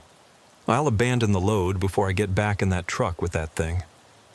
Actually, Garrett said, I don't think you should abandon your truck. Both Wade and I stared at him. What do you mean? Wade asked. If Clint abandons his truck, the entity will just find another host. It could be weeks or months before it claims another victim, but it will eventually. The only way to stop this cycle is to confront the entity directly and force it to move on. That sounds incredibly dangerous, I said. It is. But Clint, you're the first potential victim who's made it this far without being possessed. Most drivers would have tried to push through, figuring they could outrun whatever was following them. The fact that you recognized the danger and sought help means you might be strong enough to face this thing. What would I have to do? Garrett pulled a small leather pouch from his jacket pocket. This contains salt blessed by a Cherokee medicine man I know in Oklahoma. Salt has been used to repel evil spirits for thousands of years, and the blessing gives it extra potency. If you can get close enough to the entity to throw this salt on it, it should disrupt its connection to our world long enough for it to be forced to move on. Get close enough? You mean I have to go back into my truck? I'm afraid so. The entity won't come out into the open where there are witnesses. You have to confront it in its chosen territory. Wade shook his head. Garrett, that's suicide. The moment Clint steps into that cab, the thing will try to possess him. Not necessarily. The entity has been feeding off Clint's fear and isolation for hours now, gradually building up the psychic energy it needs to attempt a possession. But now Clint knows what he's facing, and he's not alone anymore. That changes the dynamic significantly. How so? Fear and ignorance make us vulnerable to these entities. But knowledge and determination can be powerful weapons against them. If Clint goes in there knowing exactly what he's up against and exactly what he needs to do, the entity will be on the defensive for the first time. I looked at the pouch of blessed salt in Garrett's hand. It seemed ridiculously small and insignificant compared to the supernatural threat waiting in my truck. What if it doesn't work? Then we call 911 and tell them we need an exorcist and a priest, Garrett said with a slight smile. But I've used this method before, Clint. It works, as long as the person wielding the salt has enough willpower to resist the entity's attempts at psychological manipulation. What kind of manipulation? It'll try to confuse you, make you doubt what you're seeing and hearing. It might appear as people you know and trust, trying to trick you into lowering your defenses. It might show you false visions of your past, or threaten you with glimpses of terrible futures. The key is to remember that none of it is real. It's all just the entity trying to break down your mental barriers. I took the pouch of salt, surprised by how heavy it felt for something so small. Anything else I should know? Yes. Once you start the confrontation, you have to see it through to the end. If you try to back out halfway through, the entity will be stronger than ever, and it will definitely possess you. You only get one chance at this. Wade grabbed my arm. Clint, you don't have to do this. We can call the police. Tell them there's been a break-in or something. Get them to search your truck. And what happens when they don't find anything? I still have to drive that truck eventually, and the entity will still be waiting. At least this way, I have a chance to end it. I looked at my truck one more time. The silhouette was still there, patient and motionless. But now that I knew what I was looking at, it seemed less terrifying and more pathetic. A parasitic entity that could only survive by feeding off the fear and loneliness of others. Okay, I said, gripping the pouch of salt tightly. Let's do this. Garrett placed a heavy hand on my shoulder. Remember, the moment you step into that cab, the entity will know you're coming for it. It's going to throw everything it has at you to try to break your resolve. Don't listen to anything it says. Don't believe anything it shows you. And whatever you do, don't let it touch you. Physical contact makes possession much easier. How will I know when the salt has worked? Trust me, you'll know. The entity will either disappear completely or reveal its true form. And its true form isn't something you want to see. Either way, throw the salt and get out of the truck as fast as you can. I started walking toward my truck, the blessed salt clutching in my right hand. With each step, the temperature seemed to drop a few degrees, and the air grew thicker, just like it had been during my drive north from Ardmore. When I reached the driver's side door, I paused and looked back at Wade and Garrett. They were watching intently, ready to call for help if things went wrong. I opened the door and climbed into the cab. The moment I sat down behind the wheel, the entity spoke. "Hello, Clint." The voice came from right behind me, so close I could feel breath on the back of my neck. "I've been waiting for you." I didn't turn around. Instead, I looked in my rearview mirror. The silhouette was no longer sitting on my bunk. It was standing right behind my driver's seat, close enough to touch me. And it was no longer wearing Marcus's face. What I saw in that mirror was something that had never been human at all. A tall, gaunt figure with pale, mottled skin and eyes like black holes. Its mouth was too wide, filled with too many teeth, and when it smiled, I could see that some of those teeth were broken and yellowed with age. But worse than its appearance was the aura of wrongness that surrounded it.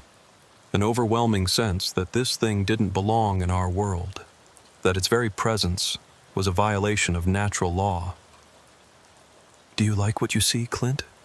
it asked, and now its voice sounded nothing like Marcus. It was hollow, echoing, like someone speaking from the bottom of a deep well. "This is what I really am, what I've always been."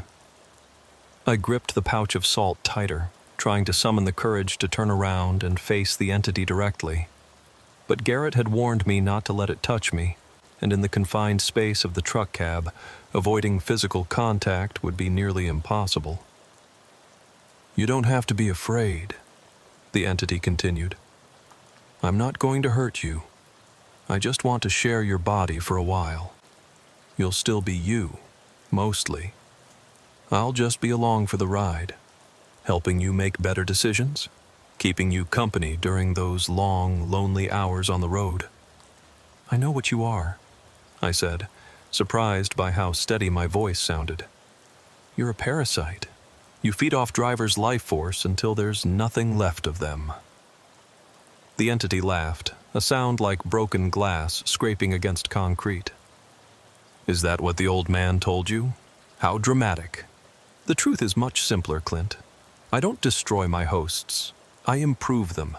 I make them stronger, more focused, more efficient.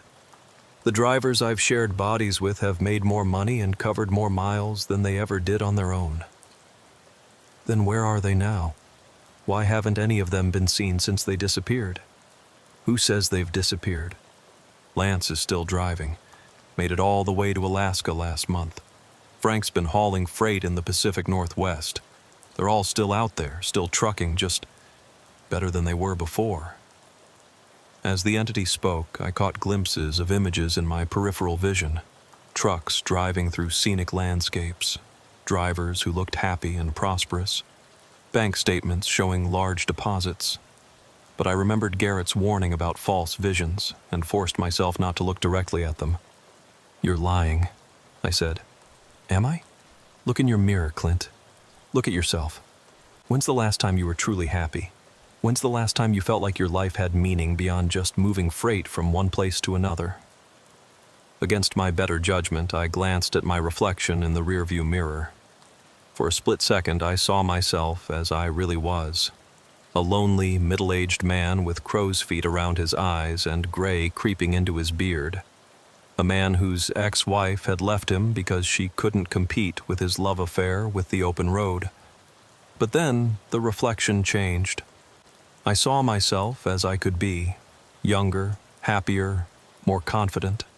I saw myself walking into a house where a beautiful woman waited for me with a warm smile and open arms. I saw bank accounts with six-figure balances, fancy trucks with custom paint jobs, respect from other drivers who looked up to me as a legend in the industry. "I can give you all of that," the entity whispered. "All you have to do is let me in. Stop fighting, stop resisting, and let me make your life everything it should have been." The visions were incredibly seductive, showing me possibilities I'd given up on years ago.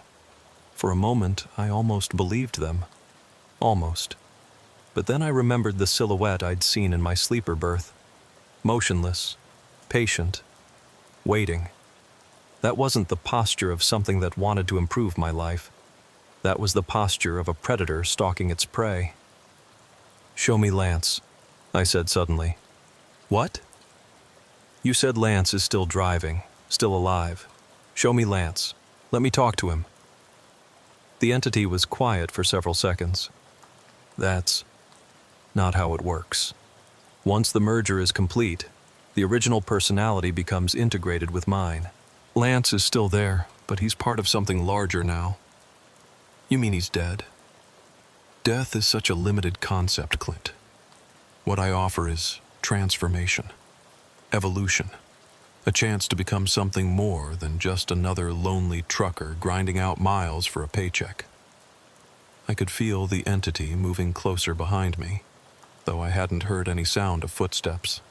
The temperature in the cab was dropping rapidly now, and frost was beginning to form on the inside of my windows. "Last chance, Clint. Accept my offer willingly, and the transition will be painless. Fight me and, well, let's just say it will be much more unpleasant for both of us." That's when I made my move. I spun around in my seat and threw the pouch of blessed salt directly at the entity's chest. The small leather bag burst open on impact, sending white crystals flying through the air. The effect was immediate and dramatic. The entity let out a shriek that sounded like a steam locomotive's whistle mixed with a human scream. Its form began to flicker and distort, like a TV with bad reception. Where the salt had struck it, its pale skin was smoking and bubbling as if the crystals were made of acid. "You fool!"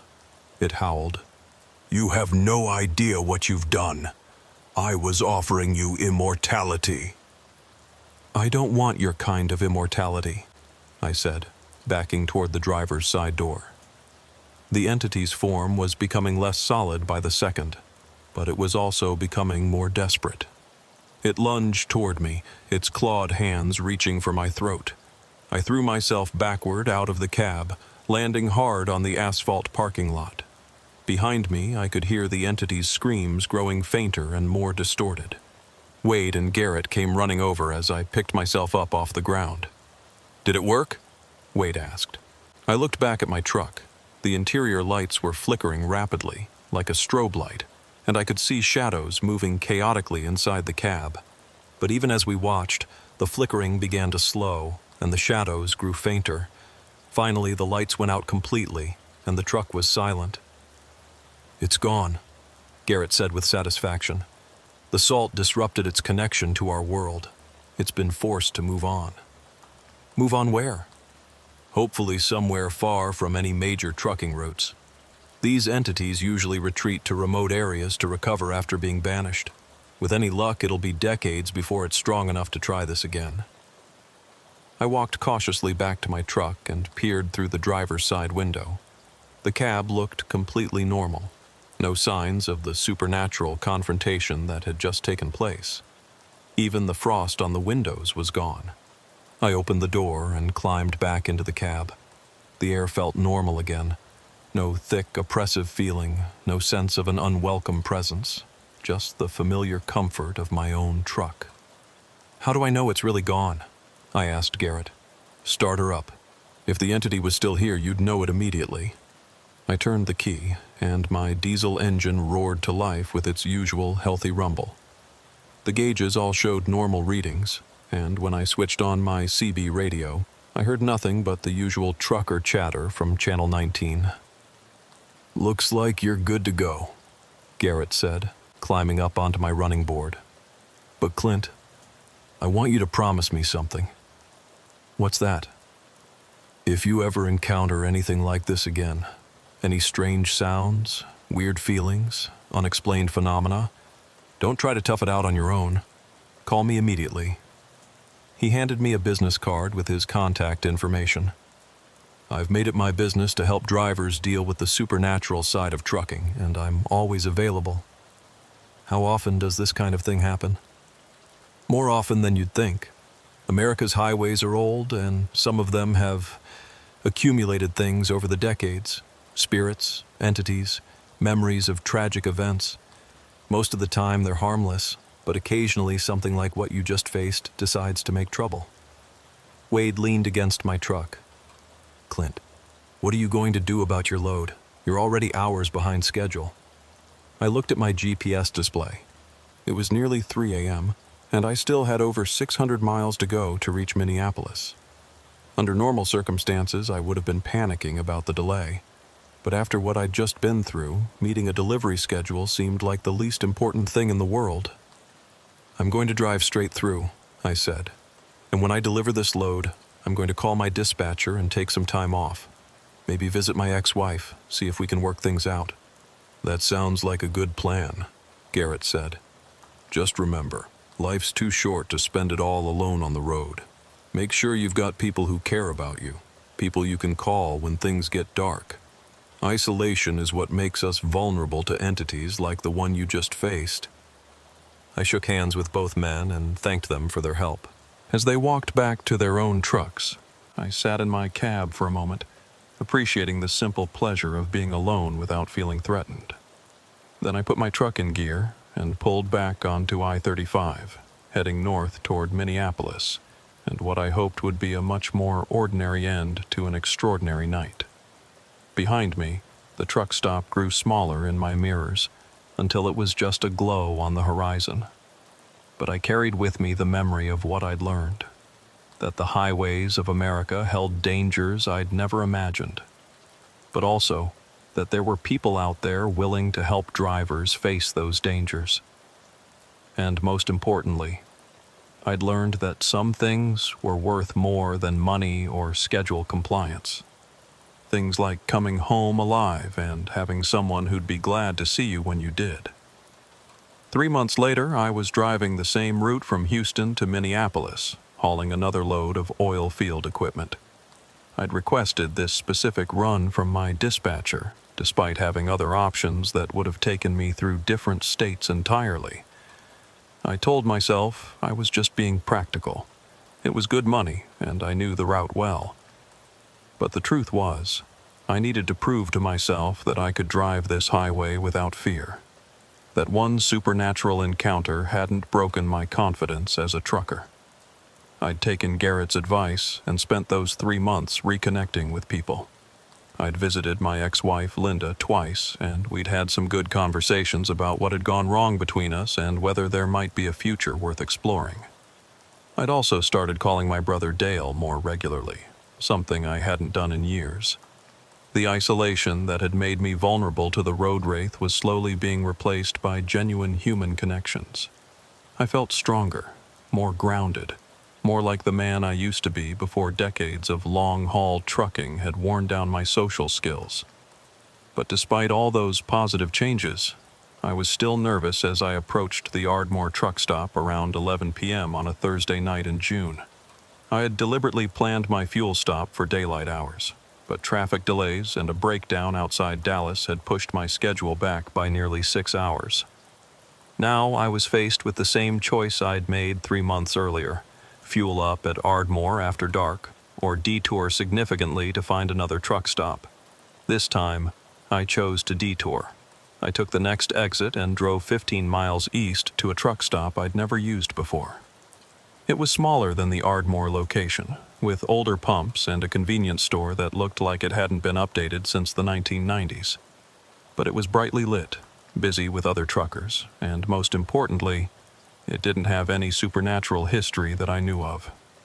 I fueled up without incident, bought a sandwich and coffee, and was back on the road within 20 minutes.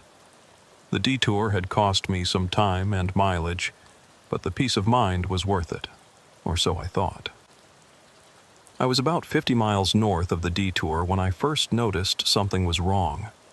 It started with the air in the cab again, that same thick, oppressive feeling I'd experienced 3 months earlier. But this time it was worse, more intense, as if the atmosphere itself was pressing down on me from all sides.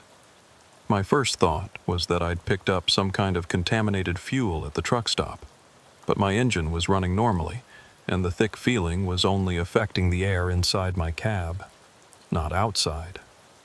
Then I heard the breathing. It was unmistakable this time. Slow, deliberate inhalations and exhalations coming from my sleeper berth. But there was something different about the rhythm. 3 months ago, the breathing had been steady and patient, like something at rest. Now it sounded labored, angry, as if whatever was making the sound was struggling or in pain. I grabbed my CB radio and immediately called Garrett. "Garrett, this is Clint. I've got a problem." His voice came back immediately, as if he'd been waiting for my call. "Clint, where are you?" "I-35 northbound, about mile marker 110. The breathing is back, but it's different this time. Angrier." "Did you fuel up at Ardmore?" "No, I specifically avoided that truck stop. Went to a place about 15 miles east instead." There was a pause. "Clint, describe the breathing. Is it the same rhythm as before?" I listened carefully. "No, it's faster. More aggressive. Like whatever's making the sound is pissed off about something." "That's what I was afraid of. The entity you banished 3 months ago. It's back. And it's not happy about what you did to it." My blood ran cold. "I thought you said it would be decades before it was strong enough to try again." "That's what usually happens. But you humiliated this particular entity, forced it to retreat in front of witnesses. Entities like this one have enormous egos, and being banished by a mere human is the ultimate insult. It's probably spent the last 3 months feeding off other sources, building up enough power to come after you specifically. How is that possible? I avoided the truck stop where it was anchored." "Because it's not anchored to the truck stop anymore, Clint. It's anchored to you. The moment you entered its territory and survived its first possession attempt, you became connected to it. Think of it like a supernatural blood feud. It won't rest until it either possesses you or destroys you." Through my CB speaker, I could hear the sound of Garrett's truck engine starting up. "Where are you?" I asked. "About 2 hours south of your position, but I'm heading your way. Clint, whatever you do, don't stop driving. Keep moving. Stay on well-lit highways with plenty of traffic. This entity is much stronger than it was before, and it's not going to play games this time." The breathing behind me was getting louder, more pronounced, and now I could hear something else mixed in with it. A low, barely audible growling sound, like an animal preparing to attack. "Garrett, I don't think I can wait 2 hours. This thing sounds like it's getting ready to make its move. Then you need to get off the highway immediately. Find the busiest, most public place you can. A truck stop, a 24-hour restaurant, anywhere with lots of people and bright lights. These entities are much weaker when they're surrounded by crowds." I checked my GPS for the nearest exit with services. There was a large truck stop about 10 miles ahead, one of the major chains that stayed busy around the clock. If I could make it that far. That's when the entity spoke. "You can't run from me forever, Clint." The voice was the same hollow, echoing sound I'd heard 3 months ago, but now it was filled with rage. "You embarrassed me, made me look weak in front of the others. Do you have any idea how long it took me to rebuild my strength after what you did?" I didn't answer, but pressed harder on the accelerator. My speedometer climbed to 80, then 85 miles per hour. "I've been watching you, Clint. Following you. I know about your visits with Linda. I know about your phone calls with your brother. Such a touching attempt at redemption. But it won't save you." The temperature in the cab began to drop rapidly. Frost started forming on my windows despite the warm June night outside. "You think having friends makes you stronger? Think having people who care about you makes you immune to what I can do? Let me show you how wrong you are." Suddenly, my CB radio crackled to life, but the voice coming through wasn't Garrett's. It was Linda's. "Clint? Clint, can you hear me? I'm trapped. There's something in my house, something that came looking for you. It's going to kill me unless you come back and face it yourself." I grabbed the radio handset. "Linda, how are you on my CB frequency?" "I don't know how, Clint. All I know is that this creature, it's been stalking me ever since your last visit. It knows you care about me, and it's using that against you.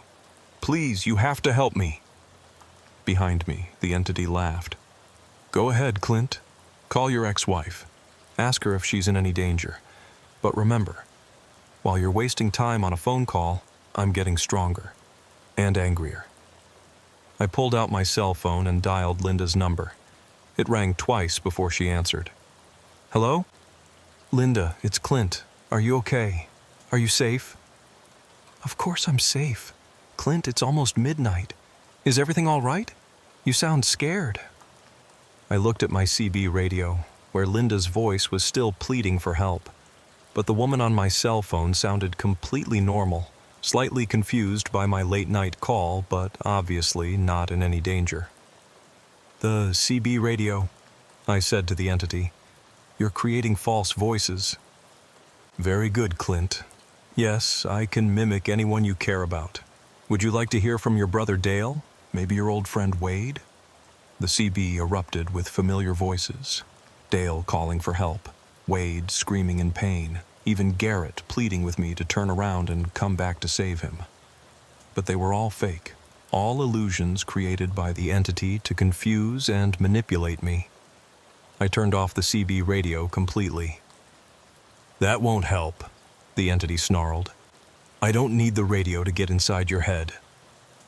The frost on my windows was spreading now, creating intricate patterns that looked almost like writing. As I watched, words began to form in the ice. "You can't escape, nowhere to run. I own you now." I forced myself to focus on driving, to ignore the entity's psychological warfare. The truck stop was only 5 miles away now. If I could just make it that far. But the entity wasn't finished with its games. In my rearview mirror, I saw movement in the sleeper berth. The curtain was being pulled aside, and a figure was emerging into the cab area behind me. But it wasn't the gaunt, monstrous form I'd seen 3 months ago. It was me. Or rather, it was a perfect duplicate of me, dressed in the same clothes I was wearing, with the same face and build. The only difference was the eyes. Where mine were brown, the duplicate's eyes were solid black, like looking into empty space. "Hello, Clint," my duplicate said, settling into the passenger seat. "Don't I look familiar?" I kept my eyes on the road, refusing to look directly at the thing wearing my face. "This is what I'm going to look like when I possess your body," it continued conversationally. "Your friends and family will never know the difference. I'll visit Linda, call your brother, maybe even get back together with your ex-wife. Won't that be nice? She'll think she's got the new, improved Clint back in her life." "You're not real," I said through gritted teeth. "Oh, but I am. This is your future, Clint. This is what's going to happen whether you fight me or not. The only question is whether you make it easy on yourself or not." The truck stop appeared ahead, its bright lights cutting through the darkness like a beacon. I had never been so happy to see a Flying J logo in my entire life. But as I approached the off-ramp, something went wrong with my truck. The steering wheel began to fight me, trying to turn to the left toward oncoming traffic. My accelerator stopped responding to pressure, then began accelerating on its own. My brakes felt spongy and ineffective when I tried to slow down. The entity was taking control of my truck. "You're not stopping there, Clint," my duplicate said with a smile that was a twisted version of my own. "We're going to keep driving until we find somewhere nice and isolated where we can complete our business in private." I fought the steering wheel with all my strength, but it was like trying to wrestle with something 10 times stronger than me. The truck shot past the off-ramp at nearly 90 miles per hour, heading into the empty darkness of rural Oklahoma. "That's better," the entity said. "Just you and me and miles of empty highway. No one to interrupt us this time." In the distance behind us, I could see headlights approaching fast, a truck running much faster than the speed limit, trying to catch up. It had to be Garrett, but he was still miles away. "Your friend won't make it in time," the entity said, following my gaze in the mirror. In fact, let me make sure he doesn't interfere at all. The duplicate reached over and grabbed the steering wheel, yanking it hard to the right. My truck veered off the highway and onto the shoulder, gravel spraying from under the tires as we plowed through the grass median and into the southbound lanes. Now we were heading directly toward Garrett's oncoming headlights. "Stop!" I shouted, fighting to regain control of the wheel. "You'll kill us both." "Death is just another form of possession," the entity laughed, "and much more permanent." The distance between us and Garrett's truck was closing rapidly. In seconds, we would collide head-on at a combined speed of over 150 miles per hour. But then I remembered something Garrett had told me 3 months ago.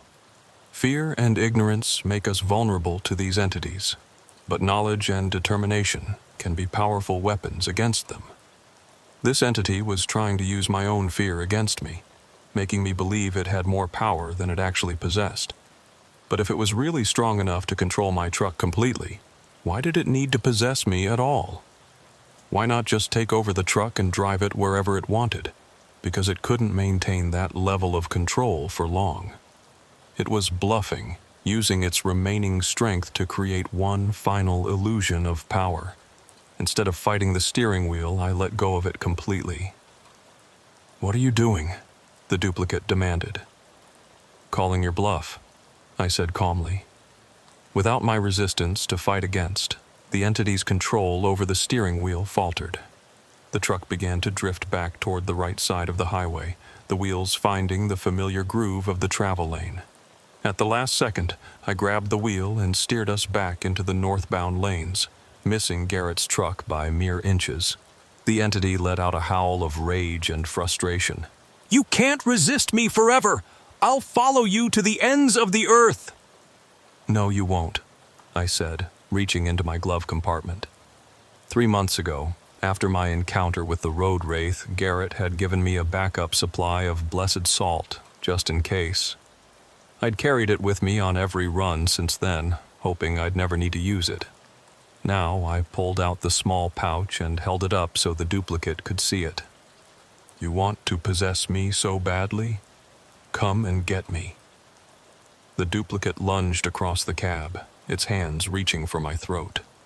But the moment it made contact with the blessed salt, its form began to dissolve. This time, there was no dramatic shrieking or visible smoke. The entity simply faded away, like a photograph left too long in sunlight. The duplicate's face became transparent, then translucent, then disappeared entirely. The thick feeling in the air evaporated instantly. The frost on my windows melted away. The oppressive sense of being watched vanished completely. But most importantly, I could no longer hear breathing from my sleeper berth. My CB radio crackled back to life. "Clint, this is Garrett. Are you okay? I saw your truck swerve into oncoming traffic back there." I grabbed the handset with shaking hands.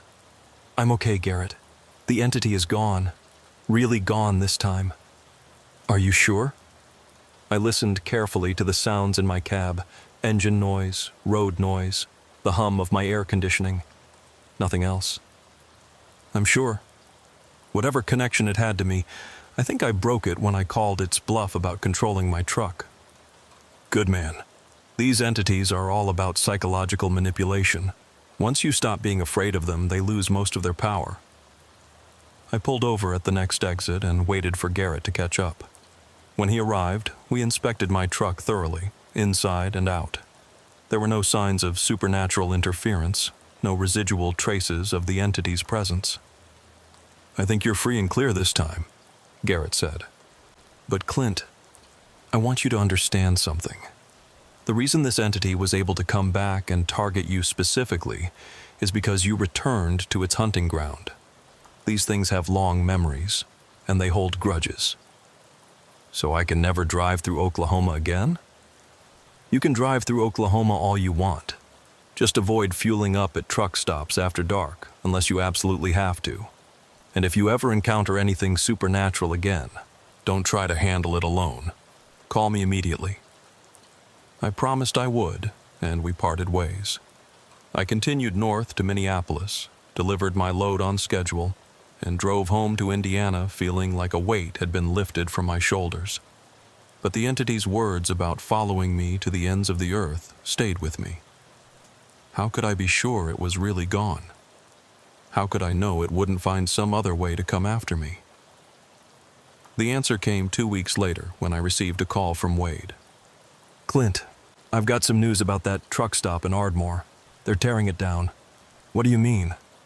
Corporate decided to close it permanently. Too many complaints from drivers about strange experiences, too much negative publicity. They're demolishing the building and selling the land to a solar energy company. I felt a surge of relief. Does that mean the entity is gone for good? Garrett thinks so. Without its original anchor point, it'll have to find somewhere else to establish a new hunting ground. And after being banished twice, it's probably too weak to try again for many years. What about Marcus, the clerk who died there? Garrett says Marcus's spirit was probably released when the entity was banished the second time. He's finally at peace. I hung up the phone feeling like a chapter of my life had finally closed. The road wraith that had terrorized me and countless other drivers was gone, its supernatural anchor point destroyed. But I also knew that America's highways held other dangers, other entities that preyed on lonely truckers traveling through the darkness. The supernatural side of trucking that Garrett had introduced me to wasn't going away just because I'd defeated one particular threat. From now on, I would drive with greater awareness of what might be lurking in the shadows alongside our nation's interstates. I would carry blessed salt on every run, maintain my connections with family and friends, and never again make the mistake of thinking I was completely safe just because I was in a familiar truck on a familiar road. Because the highways of America are old and long, and some of the things that travel them have been here much longer than any of us. The best we can do is watch out for each other, share our stories, and remember that no driver, living or dead, should have to face the darkness alone. Even now, years later, I still take the same route from Houston to Minneapolis regularly. But I always fuel up during daylight hours. I always carry Garrett's blessed salt. And I always call Linda when I reach my destination to let her know I arrived safely. Because some lessons are worth remembering, and some victories are worth protecting. The road goes on forever, but so does the brotherhood of drivers who travel it. And as long as we look out for each other, no supernatural entity, no matter how old, how hungry, or how determined, will ever claim another victim without a fight. That's a promise I intend to keep for as long as I'm behind the wheel. My name's Vernon Kowalski, and I've been running freight across the American Southwest for 26 years now. Started when I was fresh out of high school in 1998. Young and stupid enough to think that driving a truck across the desert would be some kind of romantic adventure. Turned out to be a lot more work and a lot less glamorous than I'd imagined. But it's honest work that pays the bills. And after all these years, I can't imagine doing anything else. I specialize in runs between Phoenix and Little Rock, a route that takes me straight across Arizona, New Mexico, and Arkansas on Interstate 40. It's not the most scenic drive in the world, especially through the desert stretches. But it's steady work with good pay, and I know every truck stop, every way station, and every decent place to grab a meal between the two cities. Or at least I thought I did, until what happened in September of 2020 changed everything I thought I knew about that familiar stretch of highway. I was hauling a load of automotive parts from a warehouse in Tempe to a distribution center outside Little Rock. Standard cargo, nothing unusual about the manifest or the delivery schedule.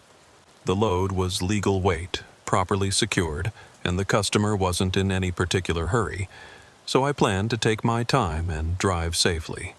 I rolled out of Phoenix around 6 a.m. on a Tuesday morning, timing my departure to miss the worst of the desert heat. September in Arizona is still brutal, with daytime temperatures regularly hitting 105 degrees, but at least the nights start cooling off a little compared to the summer months. The first part of the trip went exactly as planned. I made good time through Arizona, stopped for fuel and a quick meal in Flagstaff, and crossed into New Mexico around mid-afternoon. The landscape along I-40 through northern Arizona and New Mexico is some of the most beautiful in the country. Red rock formations, ancient mesas, vast expanses of high desert that stretch to the horizon in every direction. But it's also some of the loneliest. Once you get away from the major cities, you can drive for hours without seeing another vehicle, let alone any signs of human habitation. Just you, your truck, and endless miles of desert under a sky so big it makes you feel like an ant crawling across the floor of the universe. I'd always enjoyed that solitude. There's something peaceful about driving through country that hasn't changed much in thousands of years, where the biggest sounds are the rumble of your engine and the whisper of wind across the high desert. It gives you time to think, to process whatever's going on in your life without the constant distractions of civilization. But on this particular trip, the solitude felt different somehow. More watchful. Like the empty landscape was paying attention to me in a way it never had before. I tried to shake off the feeling as I drove east through New Mexico, telling myself I was just being paranoid. Long-haul trucking can mess with your head if you let it, especially on routes where you spend hours at a time without seeing another human being. Your imagination starts working overtime, finding patterns and meanings in things that are perfectly ordinary. As the sun began to set behind me, painting the desert sky in brilliant shades of orange and purple, I started looking for a place to stop for the night. I prefer to avoid driving through the desert in total darkness when I can help it. Too many animals on the road, too many chances for something to go wrong when you're miles from help. According to my GPS, there was a truck stop coming up in about 20 miles, just outside a small town called Grants, New Mexico. I'd stopped there before on previous runs. Nothing fancy, but clean restrooms, decent food, and safe parking for the night. Perfect for what I needed. But when I pulled off I-40 at the Grants exit, something immediately struck me as wrong. The truck stop was there, all right. Same building, same sign, same layout I remembered from previous visits. But it was completely empty. Not just quiet, but abandoned looking, as if it had been closed for months. The parking lot, which should have been busy with trucks at this time of evening, was completely deserted.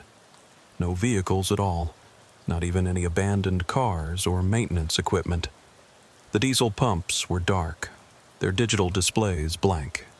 The main building was unlit except for a few security lights that cast eerie shadows across the empty pavement.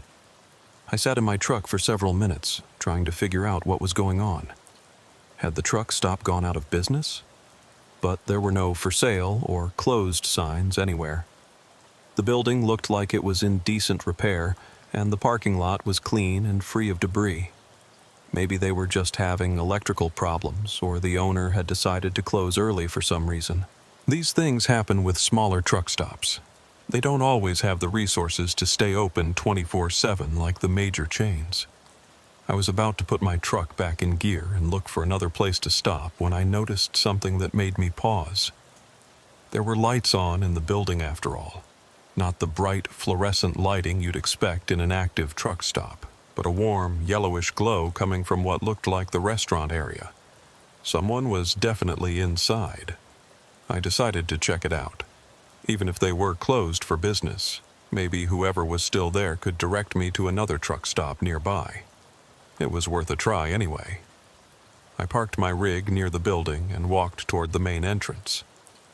As I got closer, I could see more details through the windows. The restaurant area was indeed lit up, and I could make out tables and chairs arranged normally, as if the place was ready for customers.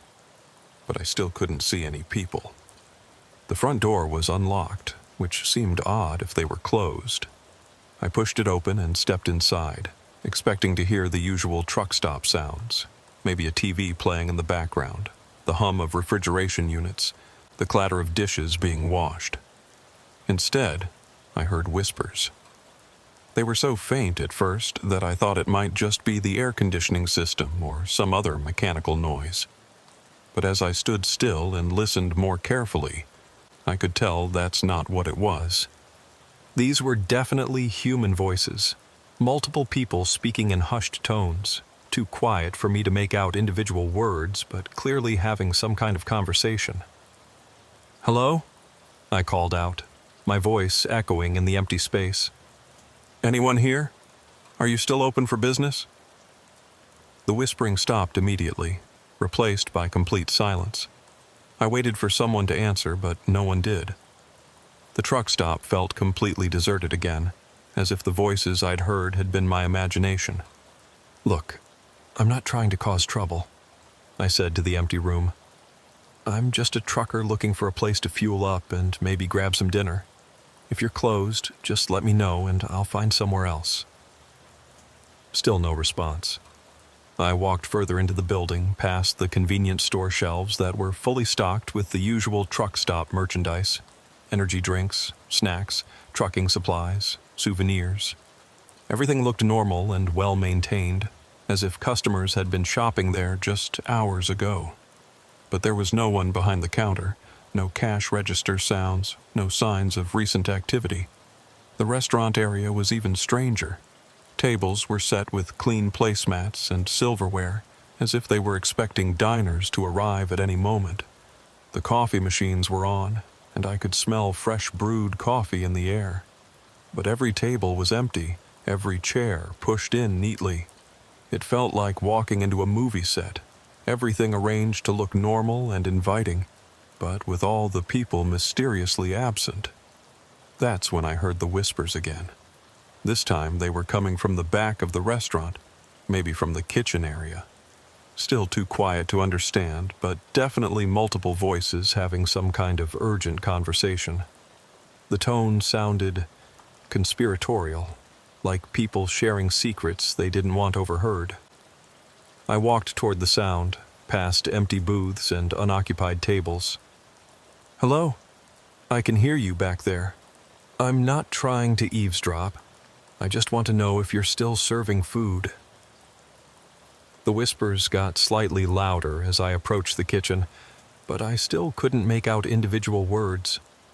It sounded like maybe 3 or 4 people talking at once, their voices overlapping in a way that made it impossible to follow any single conversation. I pushed through the swinging doors that separated the restaurant from the kitchen area, expecting to find the staff having some kind of meeting or discussion. The kitchen was completely empty. I stood there for a long moment, looking around at the clean prep surfaces, the idle cooking equipment, the empty space where I was absolutely certain I'd heard multiple people whispering just seconds before. But there was no one there, no back exit that anyone could have used to slip out, no walk-in cooler or storage room where they might be hiding. Just an empty, silent kitchen that showed no signs of recent use. "This is getting weird," I muttered to myself. That's when I heard my name. "Vernon." It was barely audible, more like a breath than a spoken word, but it was definitely my name. Someone in this empty truck stop knew who I was. I spun around, looking for the source of the voice, but I was still alone in the kitchen. "Vernon," came the whisper again, and this time I could tell it was coming from the restaurant area I'd just left. I pushed back through the swinging doors and found myself facing the same empty dining room. But now, the whispering was all around me, coming from every direction at once. "Vernon! Vernon! Vernon!" Multiple voices, all saying my name in that same barely audible whisper. Not threatening exactly, but insistent, like they were trying to get my attention for something important. "Who's there?" I called out, my voice louder than I'd intended. "How do you know my name?" The whispers stopped, and for a moment the truck stop was completely silent again. Then I heard something that made my blood run cold. The sound of chairs scraping against the floor, as if people were standing up from the tables all around me. But I could see the tables. They were all still empty. I backed toward the front entrance, keeping my eyes on the restaurant area. The chair scraping sounds continued, getting louder and more numerous, as if dozens of invisible people were rising from their seats and moving around the dining room. "Vernon, don't leave." This whisper was different, clearer, more distinct than the others, and it was coming from directly behind me. I spun around and found myself face to face with the most normal-looking person I'd ever seen. He was maybe 45 years old, average height and build, wearing the kind of plain khaki uniform you'd expect to see on a truck stop employee. He had a friendly face and tired eyes, like someone who'd been working a long shift but was still trying to be helpful to customers. But there was something wrong with him, something I couldn't quite put my finger on, but that made every instinct in my body scream, "Get away from here." "Sorry about the confusion," he said with a smile that didn't quite reach his eyes. "We're having some electrical problems tonight. Most of our lights are out, and it's been playing havoc with our phone system." I was hearing whispers," I said, still backing toward the door. "Lots of people whispering my name." "Oh, that." He waved dismissively. "That's just the radio in the back office. Sometimes it picks up CB chatter from trucks on the highway. You'd be amazed how many truckers talk to themselves while they're driving." It was a reasonable explanation, except for one problem. The voices had known my name. CB radio chatter wouldn't explain that. "Look, I don't want to cause any trouble," I said. "I was just looking for a place to fuel up and get some dinner. If you're having problems..." "No problems at all," the man said, his smile getting wider. "We're fully operational. Fuel pumps are working fine, kitchen's open, got plenty of parking spaces available. In fact, you're our only customer tonight, so we can give you our full attention." Everything he was saying sounded normal and helpful, but something about his tone made it sound like a threat rather than good customer service.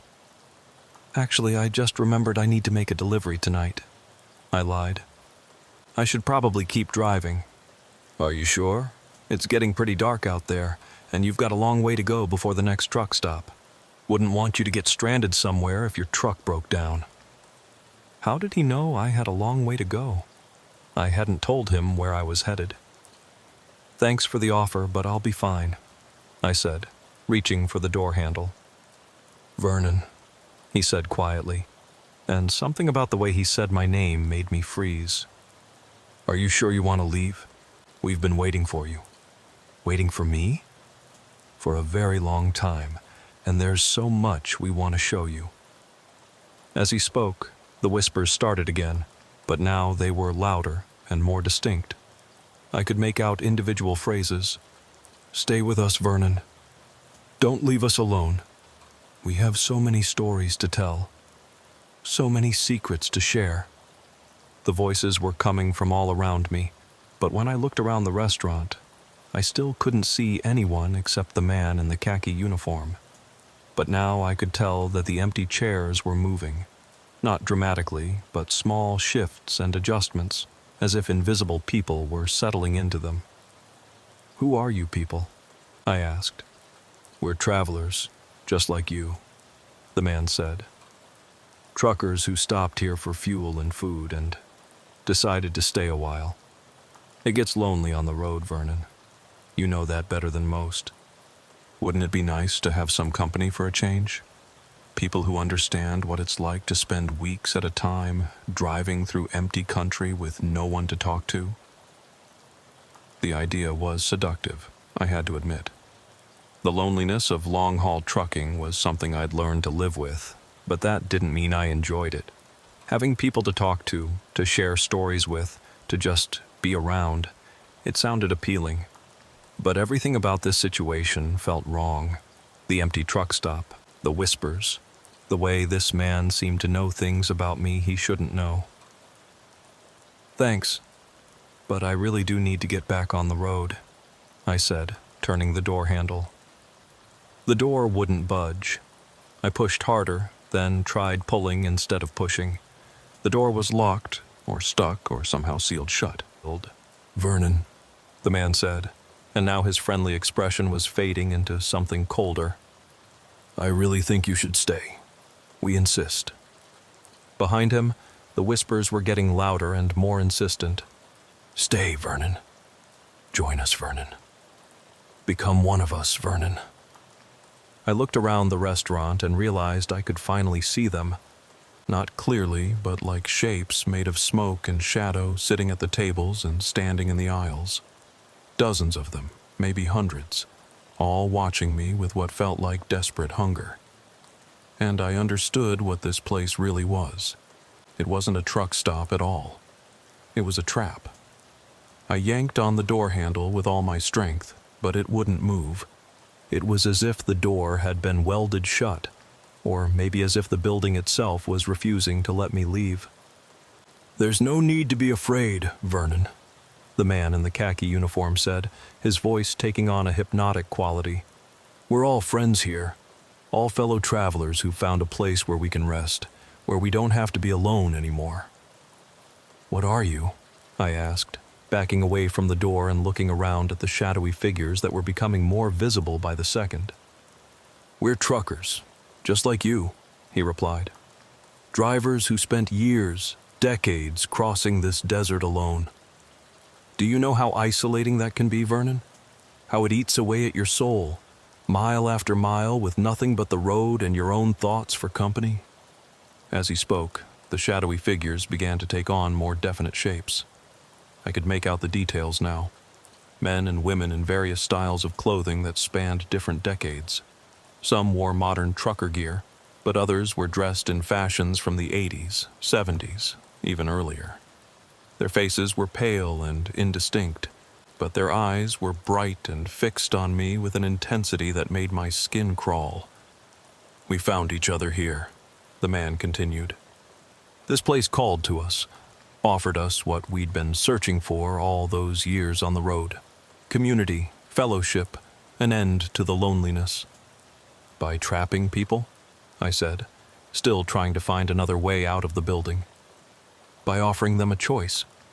Stay and be part of something larger than yourself, or continue driving those empty highways until the isolation drives you mad. One of the shadowy figures stood up from a nearby table, a woman in what looked like trucker gear from the 1990s. When she spoke, her voice had the same whispery quality I'd been hearing since I entered the building. I drove for 15 years, she said, her words barely audible but clearly understandable. 15 years of eating alone, sleeping alone, talking to myself just to hear a human voice. When I found this place, when I found these people, it was like coming home after a lifetime of wandering. But you're dead, I said, though I wasn't sure how I knew that. You're all dead. Death is just another word for transformation, the man in khaki said. We've moved beyond the limitations of physical existence. We don't need food, we don't need sleep, we don't feel pain or exhaustion. We just have each other, and the stories we share, and the endless conversation that makes existence meaningful. More figures were standing up now, moving closer to where I stood near the door. Their whispers filled the air, overlapping and intertwining. Join us, Vernon. No more lonely nights. No more empty highways. No more driving until your back aches and your eyes burn. We can take away the pain of solitude. Their words were seductive, playing on every complaint I'd ever had about life as a long-haul trucker. The loneliness was real. After 26 years on the road, I'd grown used to it. But that didn't mean it didn't hurt sometimes. The idea of never being alone again, of having constant companionship and conversation, was tempting. But everything about this situation screamed danger. These weren't people offering friendship. They were predators offering a trap disguised as salvation. What happened to your bodies? I asked, trying to buy time while I figured out how to escape. What do bodies matter when you have eternity? The woman replied. Physical forms are just prisons that keep us trapped in a limited existence. Here, we can be what we really are, pure consciousness, free to explore the depths of thought and memory and experience. Our trucks are still parked outside, said another voice, this one belonging to a man in clothing that looked like it was from the 1960s. Still waiting for drivers who will never return to them. But we don't need trucks anymore. We don't need to haul freight or meet delivery schedules or worry about DOT regulations. We're free. I looked through the window toward the parking lot, but it was too dark to see anything clearly. If there really were abandoned trucks out there, they weren't visible from inside the building. "Vernon," the man in khaki said, stepping closer, "you've spent your entire adult life driving back and forth across this desert. The same routes, the same truck stops, the same endless miles of asphalt. What has it gotten you? A few dollars in your bank account? A reputation as a reliable driver? Meanwhile, life has passed you by. You've missed weddings and birthdays and funerals because you were always on the road. You've watched your friends settle down and start families while you remained alone with your truck." His words hit uncomfortably close to home. I had missed a lot of important events over the years, choosing work over relationships, the highway over human connection. It was the price of being a long-haul trucker, something every driver had to accept. But it was still a choice I'd made freely, and I wasn't ready to give up my freedom just to avoid loneliness. "What happens if I say no?" I asked. The man's friendly expression hardened. "Why would you say no? What's out there for you, Vernon? Another 20 years of the same routine? Another 2 decades of eating truck stop food and sleeping in uncomfortable bunks and making small talk with strangers at fuel islands?" "At least it's my life," I said. "My choice. Is it really? Or are you just too afraid to take the step that would free you from all that pain?" The whispers around me grew louder and more insistent. "Stay with us, Vernon. Don't go back to that lonely existence. We can give you everything you've been missing. All you have to do is let go." As they spoke, I felt something strange happening to my mind. The constant worry about schedules and deadlines was fading away. The ache in my lower back from years of sitting in a driver's seat was disappearing. The loneliness that had been my constant companion for so long was being replaced by a warm sense of belonging. It would be so easy to just give in, to stop fighting and become part of this strange community of lost souls. No more long nights driving through empty desert. No more truck stop meals eaten in silence. No more going weeks at a time without a meaningful conversation with another human being. But then, I remembered something my father had told me years ago, back when I was first considering becoming a trucker. "Son," he'd said, "freedom isn't about avoiding discomfort. It's about having the right to choose your own discomfort." The loneliness of the road was my discomfort, but it was also my choice. And these things were trying to take that choice away from me. I shook my head, trying to clear away the mental fog that had been creeping over me. "No, I'm not staying here." The man in khaki's expression turned cold. "I'm afraid that's not an option anymore, Vernon. You've seen too much, learned too much about what we really are. We can't let you leave and tell others about this place. Who would believe me? You'd be surprised how many truckers have started avoiding this stretch of highway after hearing stories from other drivers. We need the occasional new arrival to keep our community alive." The shadowy figures were closing in now, surrounding me in a circle. Their whispers had taken on a more urgent, desperate quality. "Join us willingly, Vernon. Don't make this harder than it has to be. The transformation is easier if you don't resist. Fighting will only cause you pain." I looked around for anything I could use as a weapon, but the restaurant was filled with nothing but lightweight chairs and tables. Even if I could grab something, what good would it do against spirits or ghosts or whatever these things were? That's when I noticed something odd about the windows. From the outside, the truck stop had looked completely dark except for a few security lights. But from inside, the restaurant appeared to be brightly lit. Either the windows were one-way glass, or the light I was seeing wasn't real. It was part of whatever illusion these entities use to lure victims into their trap, which meant maybe other things weren't real either. I walked over to one of the windows and pressed my face against the glass, trying to see outside.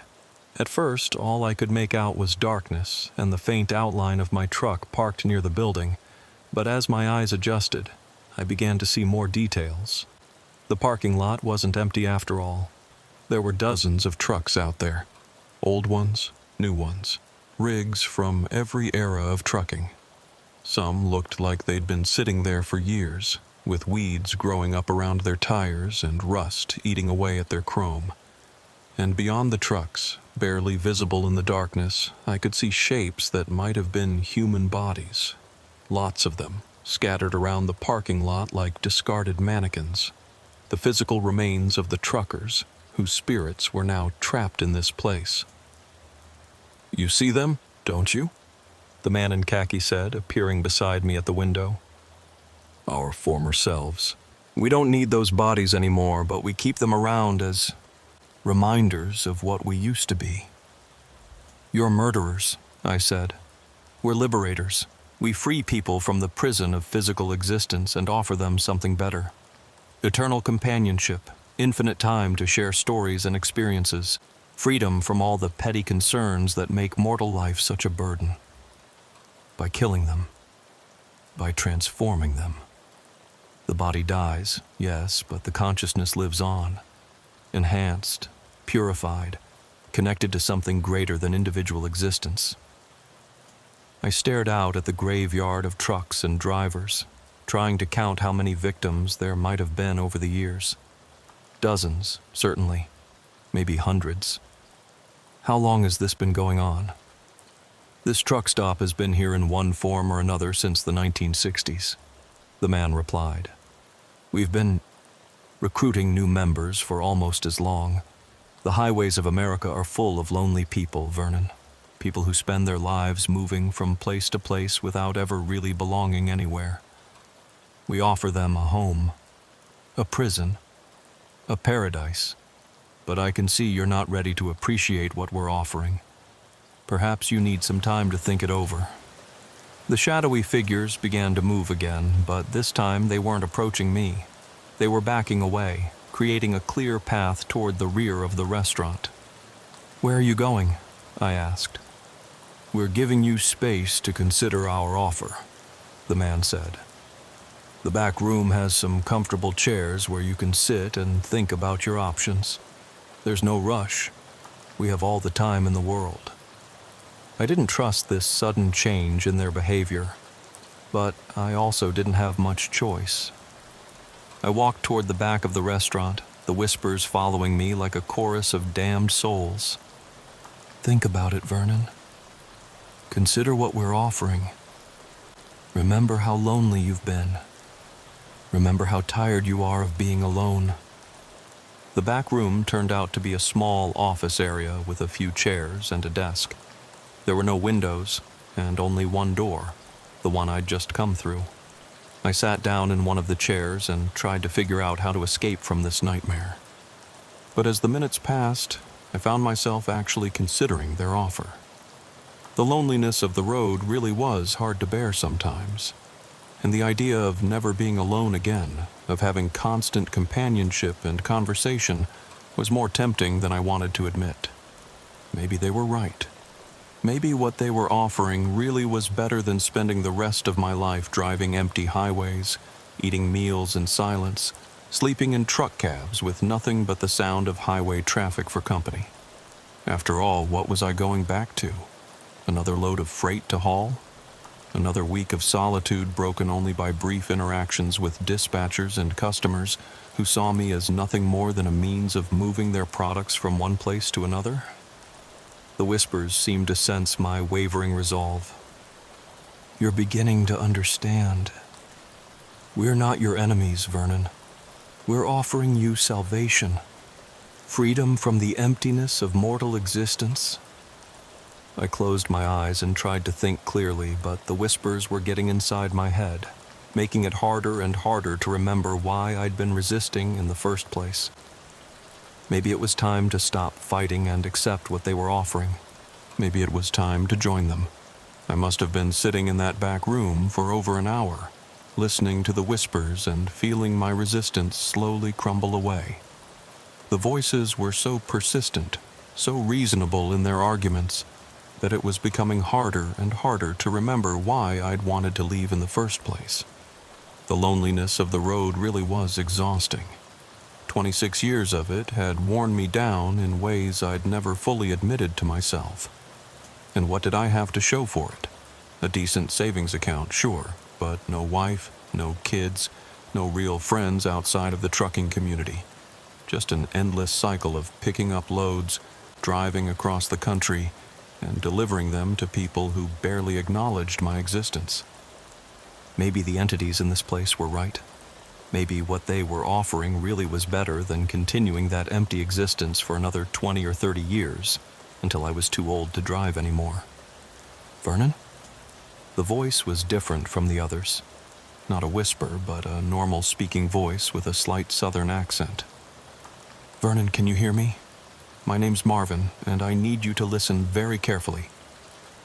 I opened my eyes and looked around the small office, but I was still alone. The voice seemed to be coming from everywhere and nowhere at once. Who's there? I asked. I'm a trucker, same as you. Been driving these roads for 32 years, and I know what you're going through right now. But Vernon, you need to snap out of it. Those things out there, they're not offering you salvation. They're trying to kill you. I can't see you. That's because I'm not in that building with you. I'm parked about a mile down the highway, talking to you through my CB radio. Somehow the signal is getting through to that place, even though it shouldn't be possible. CB radio? But I hadn't seen any CB equipment in the office. Vernon, listen to me. That truck stop you're in. It's been abandoned for 15 years. The building is falling apart. Half the roof is caved in, and the parking lot is full of weeds and broken glass. Whatever you think you're seeing in there, it's not real. But the lights, the restaurant, the people? It's all an illusion, son. Those entities have been trapped in that place for decades, feeding off the life force of truckers who make the mistake of stopping there after dark. They create a fantasy world to lure victims in, make them believe they're being offered companionship and community. The whispers around me suddenly became louder and more agitated. Don't listen to him, Vernon. He's trying to trick you. He wants to keep you lonely and isolated. We're your real friends. But Marvin's voice cut through their words like a knife. Vernon, those whispers you're hearing, they're not from friendly spirits. They're from the souls of truckers who got trapped in that place and couldn't find their way out. They're trying to drag you down with them because misery loves company. How do you know all this? Because I almost got trapped there myself, about 10 years ago. Stopped for fuel one night, started hearing the whispers, saw the same kind of friendly clerk you probably met. But I had my CB radio on, and another driver named Kirk warned me what was happening, told me to get back to my truck and drive away as fast as I could. Kirk. The name struck me as familiar, though I couldn't remember where I might have heard it. The thing is, Vernon, once these entities start working on you, they get inside your head, make you forget why you wanted to leave, make you believe that joining them is what you really want. But it's not. It's just their influence messing with your thoughts. I tried to focus on Marvin's words, but the whispers were getting louder and more insistent. He's lying, Vernon. We would never hurt you. All we want is to end your loneliness. Don't believe the voice on the radio. Stay with us. Become one of us. Vernon, Marvin said urgently, I need you to get up right now and walk back into that restaurant. Don't listen to anything the entities say. Don't look at any illusions they show you. Just focus on my voice and head for the front door. The door is locked. I can't get out. The door isn't locked, son. That's just another illusion. The real door, the door to the actual abandoned building you're in, that door is probably hanging off its hinges. These entities can mess with your perception, make you see things that aren't there, but they can't actually change the physical world. I stood up from the chair, and immediately the whispers became a chorus of desperate pleas. Don't leave us, Vernon. We need you. Without new friends, we'll fade away. Please don't abandon us. We're so lonely without fresh company. For a moment, I felt a stab of guilt. These entities sounded genuinely desperate, genuinely afraid of being left alone. But then Marvin's voice reminded me of the truth. Vernon, those things aren't lonely spirits looking for friendship. They're parasites that feed on human life force. Every trucker they've recruited over the years is another soul trapped in that place forever, unable to move on to whatever comes after death. Don't let them add you to their collection. I walked to the doorway of the office and looked out at the restaurant. The scene was exactly as I'd left it, brightly lit, clean, with shadowy figures seated at various tables. But now that I was listening to Marvin's words, I could see the cracks in the illusion. The shadows weren't quite right. The lighting didn't match what should have been coming from the fixtures I could see. And the whispers were coming from everywhere at once, not from the specific locations where the shadowy figures appeared to be sitting. It's not real, I said to myself. And as I spoke the words, the illusion seemed to flicker slightly, like a TV with bad reception. That's right, Vernon. Marvin's voice encouraged me. Keep focusing on reality. These entities are powerful, but they're not all powerful. They need you to believe in their illusions for those illusions to work. I started walking toward the front of the restaurant, ignoring the increasingly frantic whispers. Vernon, where are you going? Don't leave us. We can give you everything you've ever wanted. Companionship, friendship, an end to loneliness. Please don't go. The man in khaki appeared in front of me, blocking my path to the door. But now I could see that he wasn't quite solid. I could make out the details of the wall behind him through his translucent form. Vernon, please reconsider, he said, his voice taking on a pleading quality. We're not your enemies. We're offering you a gift that few people ever receive, the chance to escape the limitations of mortal existence and become part of something greater. You're offering me death, I replied, continuing to walk toward him. We're offering you transformation, freedom from pain, from loneliness, from the endless cycle of work and exhaustion that defines your current existence. By trapping my soul in this place forever, by giving you eternity to explore the depths of consciousness and connection. Vernon, think about what you're walking away from. Imagine never being alone again, never feeling the ache of isolation that comes from spending weeks at a time with no meaningful human contact. His words were still seductive, still playing on my deepest fears and longings. But Marvin's voice kept me grounded. Vernon, don't listen to him. That entity has been practicing those same arguments for decades. He knows exactly what to say to make lonely truckers want to stay.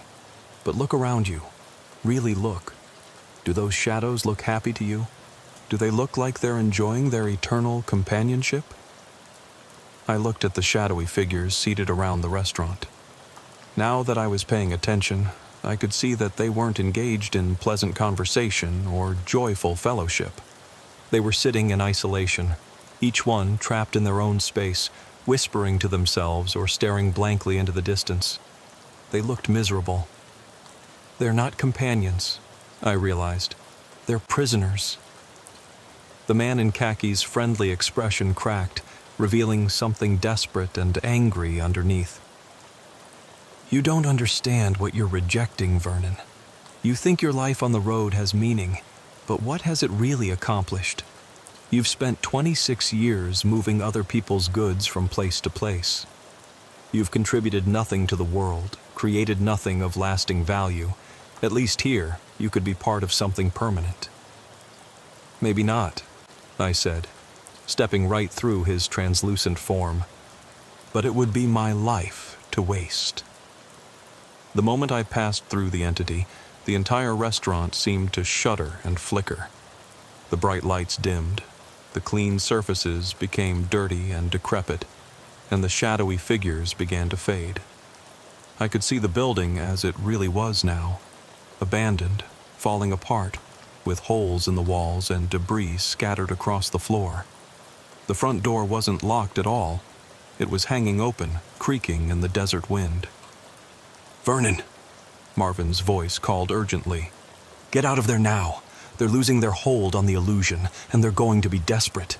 Desperate entities can be dangerous." I ran for the door as the whispers behind me turned into screams of rage and desperation. "You can't leave. We won't let you go. If we can't have your soul, we'll take your life. No one escapes from this place." The temperature in the building dropped dramatically, and I could feel something pursuing me. Not the man in khaki, but something much darker and more malevolent. The real entity that had been hiding behind all the friendly illusions. I burst through the front door and into the cool desert night. Behind me, I could hear the sound of the building collapsing, though when I turned around, it still appeared to be standing. But now I could see it as it really was. A dilapidated structure with broken windows, a partially collapsed roof, and walls covered in graffiti and desert grime.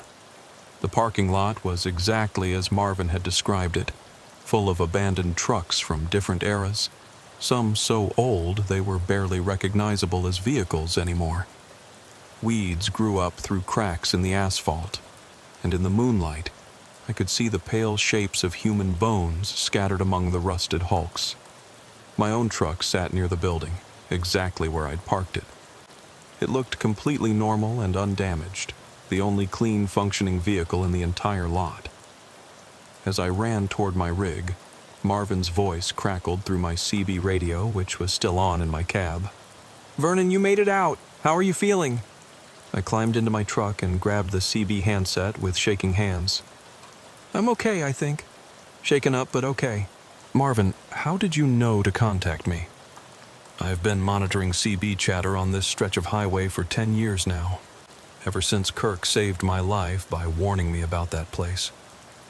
Every few months, I pick up signals from inside that abandoned truck stop, truckers who've gotten trapped calling for help. Most of the time, I'm too late to do anything. But tonight, I heard your voice and decided to try reaching out." I started my engine, grateful to hear the familiar rumble of my diesel motor. Everything about my truck felt normal and real after the surreal experience in the abandoned building. "What happens to the truckers who don't escape?" I asked. "Their bodies die, usually from exposure or dehydration after a few days trapped in that place. But their souls get added to the collective that maintains the illusion. They become part of the whispers, part of the trap that lures in the next victim." I looked back at the building one more time as I put my truck in gear. In the moonlight, I could see shadowy figures moving behind the broken windows, the trapped souls of truckers who hadn't been as fortunate as I was. "Marvin, why don't the authorities do something about this place?" "What would they do? To anyone who looks at it during the day, it's just an abandoned truck stop. The entities only become active after dark, and they only target lone truckers who are emotionally vulnerable. Plus, who would believe stories about supernatural parasites feeding off the souls of truck drivers?" He had a point. Even I was having trouble accepting what had just happened, and I'd lived through it. I drove back to the on-ramp and merged onto I-40, heading east toward Arkansas. As I picked up speed, I felt the oppressive atmosphere that had been weighing on me all day finally lift. The desert night felt clean and open again, full of possibilities instead of threats. "Vernon," Marvin's voice came through the CB again. "I need to ask you something. During the time you were trapped in that building, did you feel like giving up? Like maybe what they were offering was better than your life on the road?" I thought about it for a moment.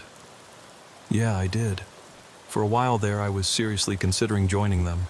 The loneliness of trucking. It gets to you sometimes, you know? "I know exactly what you mean. That's their primary weapon. They identify what makes us vulnerable and exploit it ruthlessly.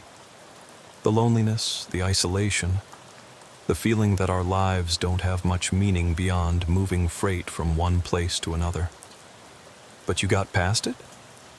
With help from other drivers like Kirk, and now like me reaching out to you.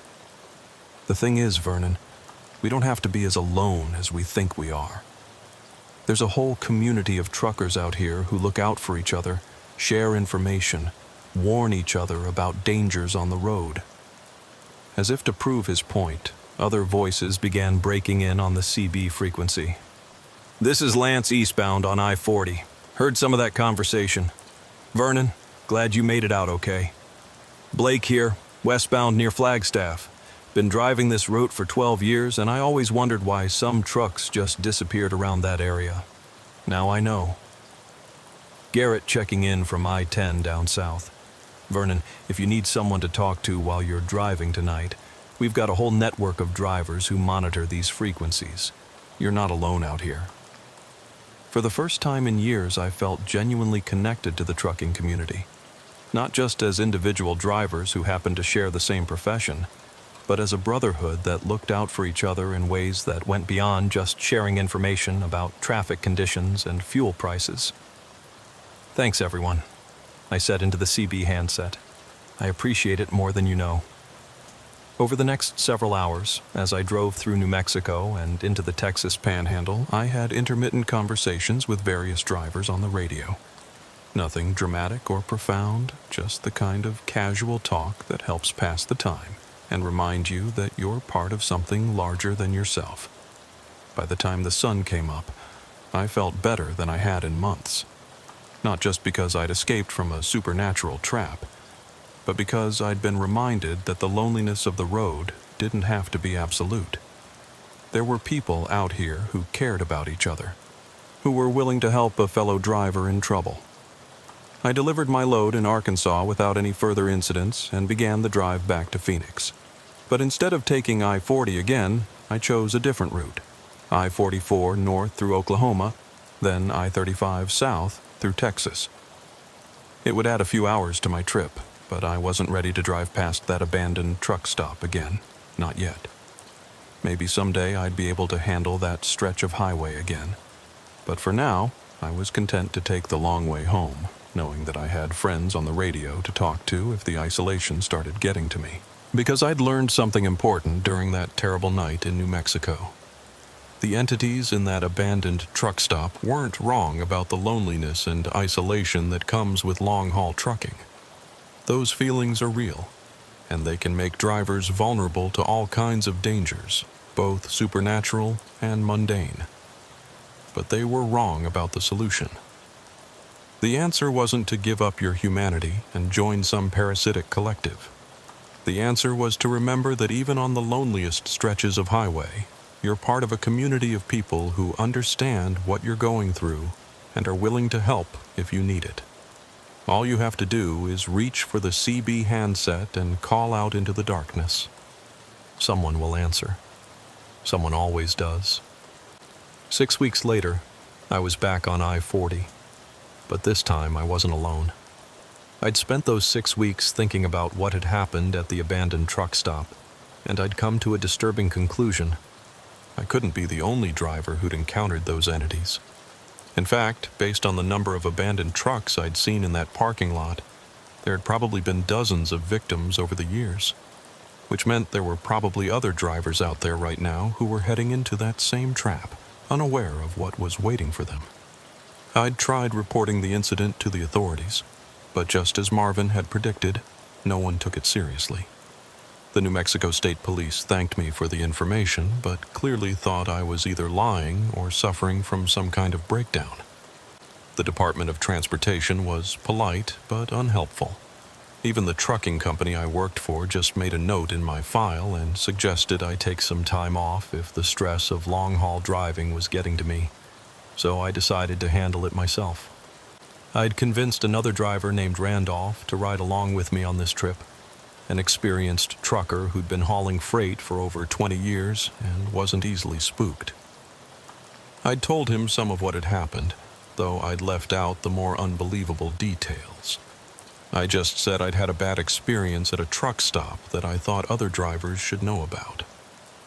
Now we were approaching that stretch of highway where the abandoned truck stop waited, and I was starting to have second thoughts about the whole plan. "You sure about this, Vernon?" Randolph asked from the passenger seat. "I mean, if this place is as dangerous as you say, maybe we should just report its location to other drivers and let them avoid it." "I've been trying to do that for weeks," I replied. "But most drivers don't believe me. They think it's just another urban legend, like the phantom hitchhiker or the vanishing truck stop that serves the best coffee you've ever tasted but disappears when you try to find it again." "So, what exactly are we planning to do?" I wasn't entirely sure. My vague plan was to document the abandoned truck stop somehow, take photos, maybe shoot some video, gather evidence that would convince other drivers to take the threat seriously. If I could create a warning that people would actually believe, maybe I could prevent other truckers from falling into the same trap I'd barely escaped. "We're going to prove it exists," I said. "And we're going to warn as many drivers as possible to stay away from it." It was about 8 p.m. when we reached the area where the truck stop was located. I'd been monitoring CB Channel 19 for the past hour, listening for any chatter about drivers planning to stop for the night in this area. What I heard made my blood run cold. "Break 19. This is Wade eastbound on I-40 around mile marker 85, looking for a good place to fuel up and grab some dinner. Anyone know of a truck stop coming up?" I grabbed the CB handset immediately. "Wade, this is Vernon. Where exactly are you right now?" "About 10 miles west of Grants, New Mexico. Why?" "Wade, listen to me very carefully. There's an abandoned truck stop about 5 miles ahead of you. It looks like it might be open, but it's not. It's dangerous. Do not stop there under any circumstances." There was a pause, then Wade's voice came back with a chuckle.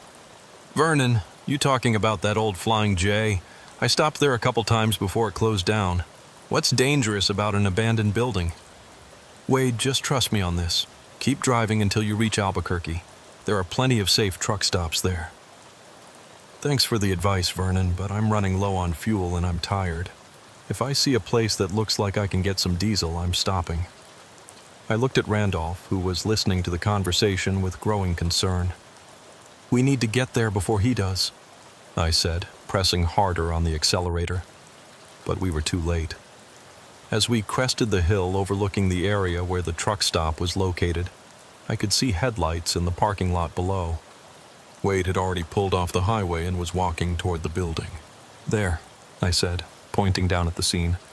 "You see it?" Randolph squinted through the windshield. "I see a truck parked near an old building, but the building looks dark, empty." "That's because it is empty, but Wade doesn't see it that way. To him, it probably looks like it's open for business." I parked my rig at the top of the hill and grabbed a flashlight from my glove compartment. "Randolph, I need you to stay here and monitor the CB radio. If you hear anything strange, or if I don't come back in 30 minutes, call 911. "Vernon, what are you planning to do?" "I'm going to try to warn Wade before it's too late."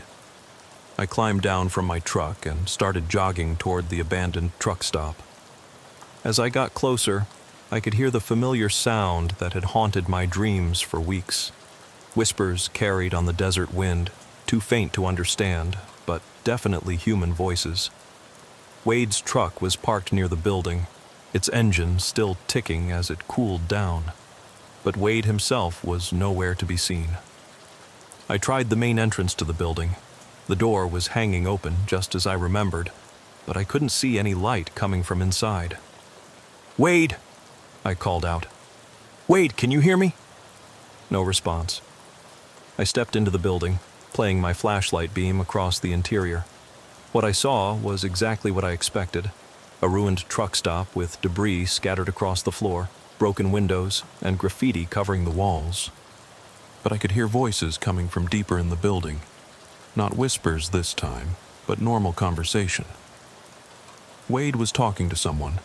I followed the sound through the debris-filled restaurant area and toward the back of the building. The voices were coming from what looked like it had once been the manager's office. "Wade?" I called out again. This time I heard a response. "Vernon? What are you doing here?" I found Wade sitting in a chair in the office, apparently having a conversation with empty air. But from his perspective, he was clearly interacting with other people. He was looking at specific spots in the room, responding to questions I couldn't hear, nodding and smiling as if he was enjoying pleasant company. "Wade, we need to leave. Right now." He looked up at me with a confused expression. "Leave? But I just got here. These folks are telling me the most amazing stories about trucking in the old days. Did you know that back in the 70s, there were no speed limits on some highways? And the CB culture was completely different." I could see what was happening. The entities had Wade in their grip, making him believe he was having fascinating conversations with fellow truckers. But from my perspective, he was sitting alone in a ruined office, talking to himself. "Wade, look around you. Really look. What do you see?" "I see a comfortable office with some friendly people who understand what it's like to spend your life on the road." He gestured to empty spaces around the room. "This is Marcus. He's been driving for 30 years. And this is Janet. She hauled freight all over the country back when women truckers were rare. They've got stories that would make your hair curl." The same names the entities had used on me. Marcus, the fake truck stop clerk, and now Janet. Probably another fabricated identity designed to seem trustworthy and familiar. "Wade, those people aren't real. This building has been abandoned for 15 years. You're in danger." "Danger? From what? These are some of the nicest folks I've ever met. Matter of fact, they've invited me to stay here tonight. No charge for parking, and they've got a comfortable place for me to sleep." I could hear the whispers starting again, faint but growing stronger. "Don't listen to him, Wade. He's trying to separate you from your new friends. He doesn't understand what we're offering. Stay with us, Wade. We can give you what you've been looking for." I grabbed Wade by the shoulders and tried to pull him out of the chair. "Wade, I'm not leaving without you. We're getting out of here right now." But Wade resisted, pushing me away. "Vernon, what's gotten into you? These people are just trying to be hospitable and you're being rude." That's when I realized I needed help. I pulled out my CB handset and switched to channel 19. "Break 19, this is Vernon at the abandoned truck stop east of Grants, New Mexico. I have a driver named Wade who's been affected by unusual circumstances. I need any drivers in the area to respond immediately." Marvin's voice came through the radio almost instantly. "Vernon, this is Marvin. I'm about 40 miles east of your position. What's the situation?" "The entities have Wade. He can't see the building as it really is. He thinks he's having conversations with friendly truckers in a comfortable office. I can't get him to leave. Vernon, you need to get out of there yourself." "If those entities realize you're trying to interfere with their hunt, they'll target you next." Other voices began breaking in on the radio. "This is Garrett westbound. Vernon, we've been monitoring your transmissions. There's a whole network of us drivers who know about supernatural dangers on the highways. We're coordinating a response." "Lance here. I'm about 20 miles out. Vernon, whatever you do, don't let those entities know you can see through their illusions." Blake checking in. "Vernon, I've got some equipment that might help. Blessed salt, iron fillings, other things that can disrupt supernatural entities. ETA 15 minutes. I looked at Wade, who was still sitting in the chair, apparently listening to invisible companions. The whispers around me were getting louder and more insistent. "You can't save him, Vernon. He's already ours. Soon you'll join him. Why fight what's inevitable?" But I wasn't giving up. Not on Wade, and not on the idea that this supernatural trap could be stopped permanently. "Marvin," I said into the CB handset, "what would it take to shut this place down for good? To prevent these entities from claiming any more victims?" "I don't know, Vernon. Nobody's ever tried to destroy one of these supernatural anchor points before. Most drivers who encounter them just try to escape and warn others." "Well, maybe it's time someone tried something different. Over the next 20 minutes, trucks began arriving at the hilltop where Randolph was waiting. Not just Blake with his supernatural supplies, but 5 other drivers who'd heard the CB chatter and decided to help. By the time they'd all gathered, we had a small convoy of truckers who were ready to face whatever was waiting in that abandoned building. Blake had brought an impressive array of equipment, not just blessed salt, but also iron fillings, silver crosses, wooden stakes, and even a few containers of what he claimed was holy water blessed by priests from different faiths. "The thing is," Blake explained as we prepared to enter the building, "we don't know exactly what kind of entities we're dealing with. Different supernatural creatures are vulnerable to different things, so we're bringing everything that might work." Garrett had brought something even more valuable: experience. "I've encountered similar entities on other highways," he said. "The key is to disrupt their connection to their anchor point. If we can break whatever's tethering them to this building, they should be forced to move on." "What kind of anchor point?" I asked. "Could be anything. A grave site, a cursed object, the remains of their original physical forms. We'll have to search the building and find what's keeping them here." As we approached the truck stop, now armed with supernatural weapons and the support of experienced ghost hunters, I felt more confident than I had since this whole ordeal began. But I also knew that we were walking into extreme danger. These entities had been trapping and killing truckers for decades. They weren't going to give up their hunting ground without a fight. And somewhere in that ruined building, Wade was still sitting in that chair, having pleasant conversations with creatures that wanted to add his soul to their collection. We had to save him, and we had to shut down this supernatural trap permanently. The question was whether we'd all survive the attempt.